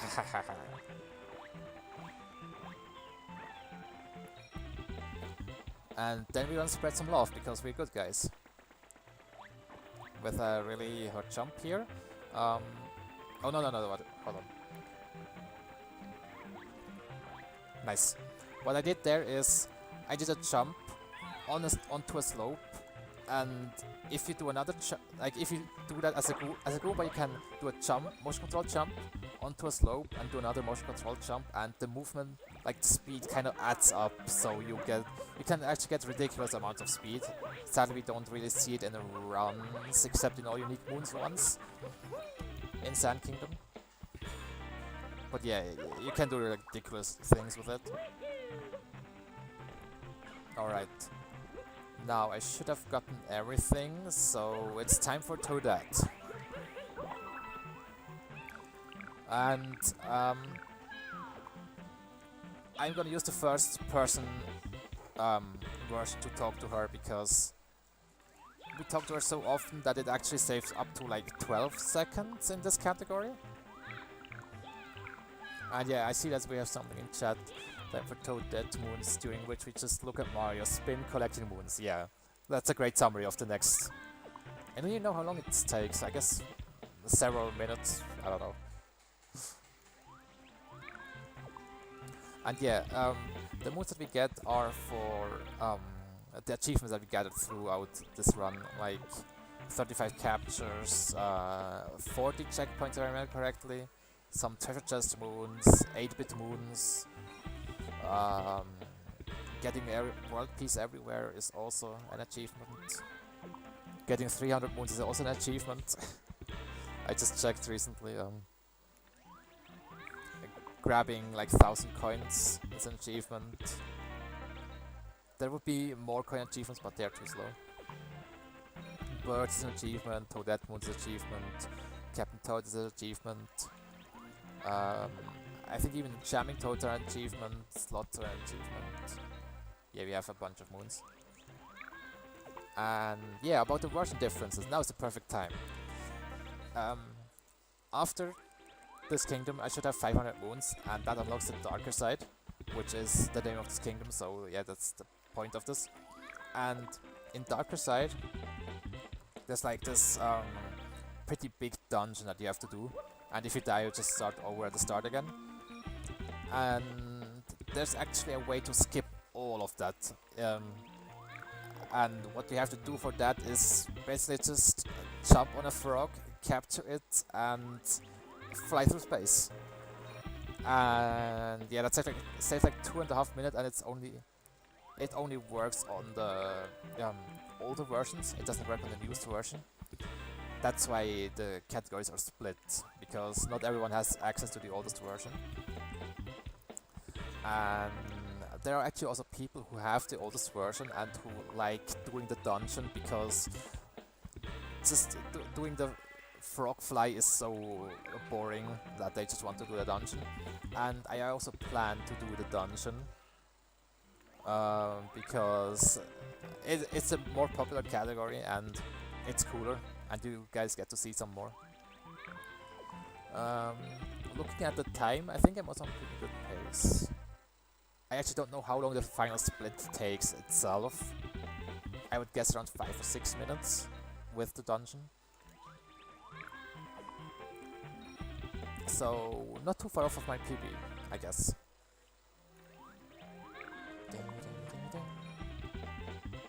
And since I actually haven't submitted my PB to the leaderboards because I was on a banned version earlier, I could actually submit this run to the leaderboards, which would be pretty funny.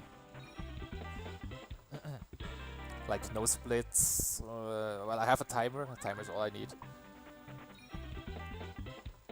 Also, I don't know how many moons I'm supposed to get from her. Like normally I would count them, like how many I have in the Odyssey, how many I still need. But I completely missed that. Whoopsie. Well, time to pray.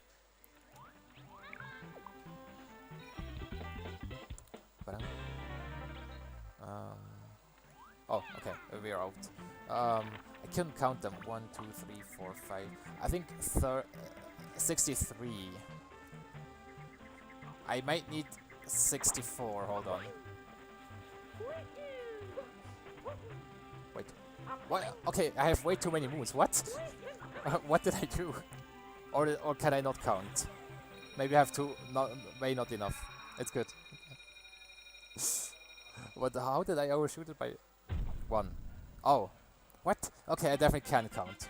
It's too early in the morning. Or late. Or early.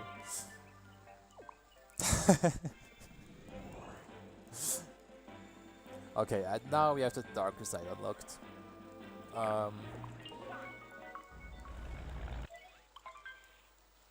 And yeah, if you have time afterwards, I can also show you guys the frog skip. But now we're gonna do the dungeon.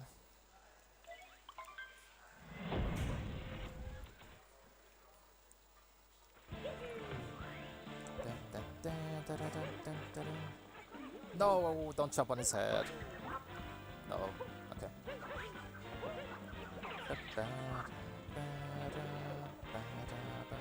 And yeah, you see this moon gravity and frogs, and you know that this is not going well for glitches.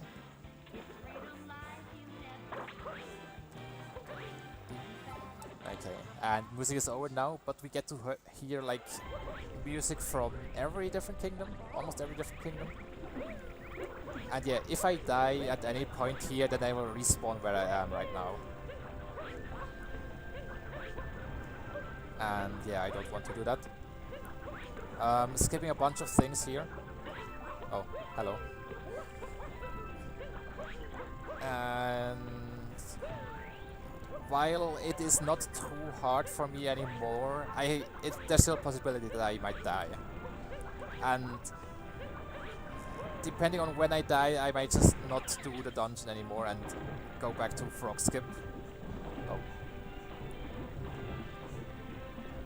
I'm also trying to avoid damage, because dying from damage is not impossible here. It's actually pretty easy, especially on a casual playthrough.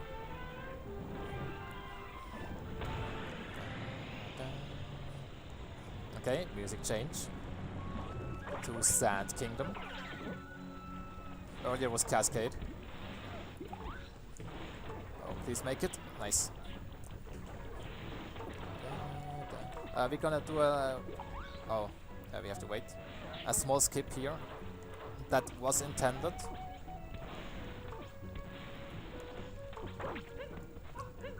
Because coins up here.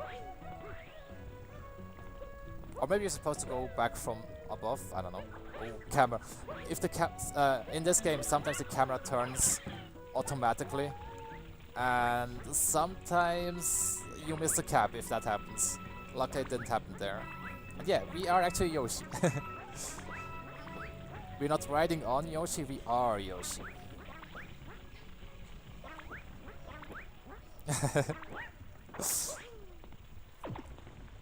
And yeah, now we have to wait a little bit.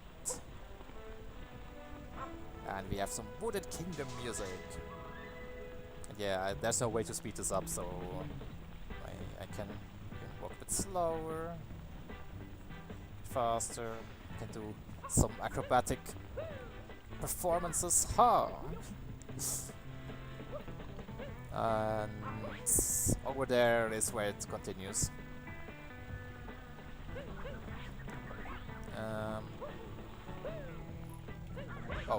Oh, okay, that's fine. Normally, you're supposed to do this puzzle, but with a down throw we can skip all of this.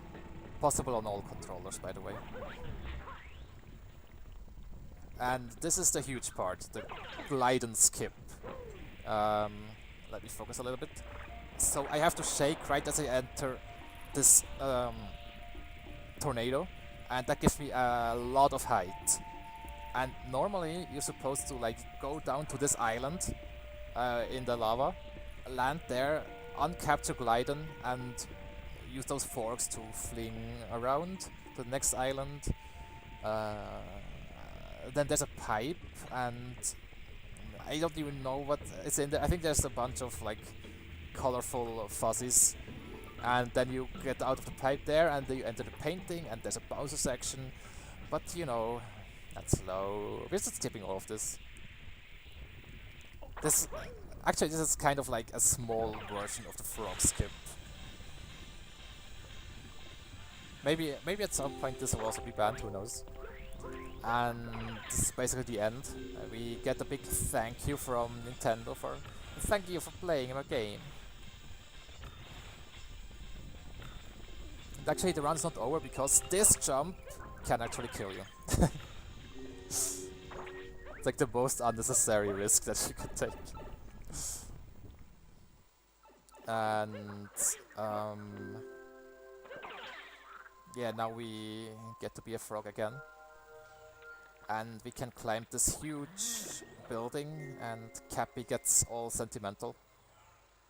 It's actually pretty pretty good dialogue. I can't remember the lines, so I can't read them either. And we get some good music here. And time stops when I touch the multi-moon.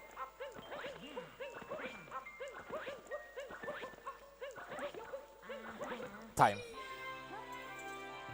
3:37. That's really good. That's really good. That's like 1 minute slower than my PB. And my PB was on a better version. So yeah. Especially like I had still lots of time losses, so I would be able to PB still. Time stopped. Okay. But yeah, Chi-Chi, that's... Oh yeah, now we also have the invisible hat, but I'm gonna remove it to show off the frog skip. Or are we in a... hold on. Are we in a hurry? Okay. Then I'm quickly gonna show the frog skip. That's the trick that's only available on 1.0. Older versions. And as I said, it skips all of the dungeon. Not only the part that Glyden skips, but it skips like just all of it. And here's what you have to do. You have to capture one of the frogs, or both of them, uncapture them, wait for them to respawn. That's actually an important part that I haven't known for a long time, and I still managed to do it somehow, because they despawned on their own. Then jump on them. Oh, that didn't work. Or like they have to jump to you, kind of. Come on. Oh, of course. Sometimes it's like the frog's jumps are RNG, so it can be hard. Oh, that was too early, wow. It can be hard to time it right. But yeah, once you jump on the frog, you instantly throw your cap, and then you can just swim through space. And the multi-move is over there, so you just swim over there. Easy. The hardest part about this is if you shake the controller, you're dead. And someone actually once was, I think, I'm not sure if they were on PB pace, but I think they sneezed and shook the controller, and then they died here on the last part. I have to say it's pretty hilarious. But yeah, you basically swim over there and then you climb the building. Oh, and the music stops midway through. It's like this big nothing emptiness. And yeah, that's Darker Side from Super Mario Odyssey, one of the longer categories. There's still one longer, well, two longers, 100% and all unique moons, which is almost the same except for some more. You need more outfits and more coins in 100%. But yeah, this is Darker Side. A pretty fun category in my opinion because it gets really fast paced once you enter post game and with all the moon rocks. And early game with world peace is also pretty fun. And it has some cool glitches, some cool boss fights. Um, it is a bit long, but like once you get used to it, it's like it's probably one of my favorite categories. If it was a bit shorter, I would probably run it more. Oh yeah, that was a huge coin stack here. But yeah, if any one of you wants to learn Odyssey, any category, make sure to join the Discord or speedrun.com forums. Discord is actually better. Or you can contact me or whatever. I'm sure you'll find something. It's a really relatively easy to learn speed game because Rosaline. Because you have cap jumps, so you can reach almost everywhere. There are easy strats for many of the jumps. There's like no tricks that you need to learn apart from one, which is not even hard. The moon cave skip. And yeah, any percent is like 1 hour world record. First run will probably be something below 2 hours, barely. Depends on how much you practice. But yeah, if you want to learn a speedrun, definitely give this game a go if you have it. And yeah, thanks for letting me run and thanks for watching. It was fun. Yeah, that's it from me. Next up is I don't know how to pronounce this. Let's say YS. From Frozer.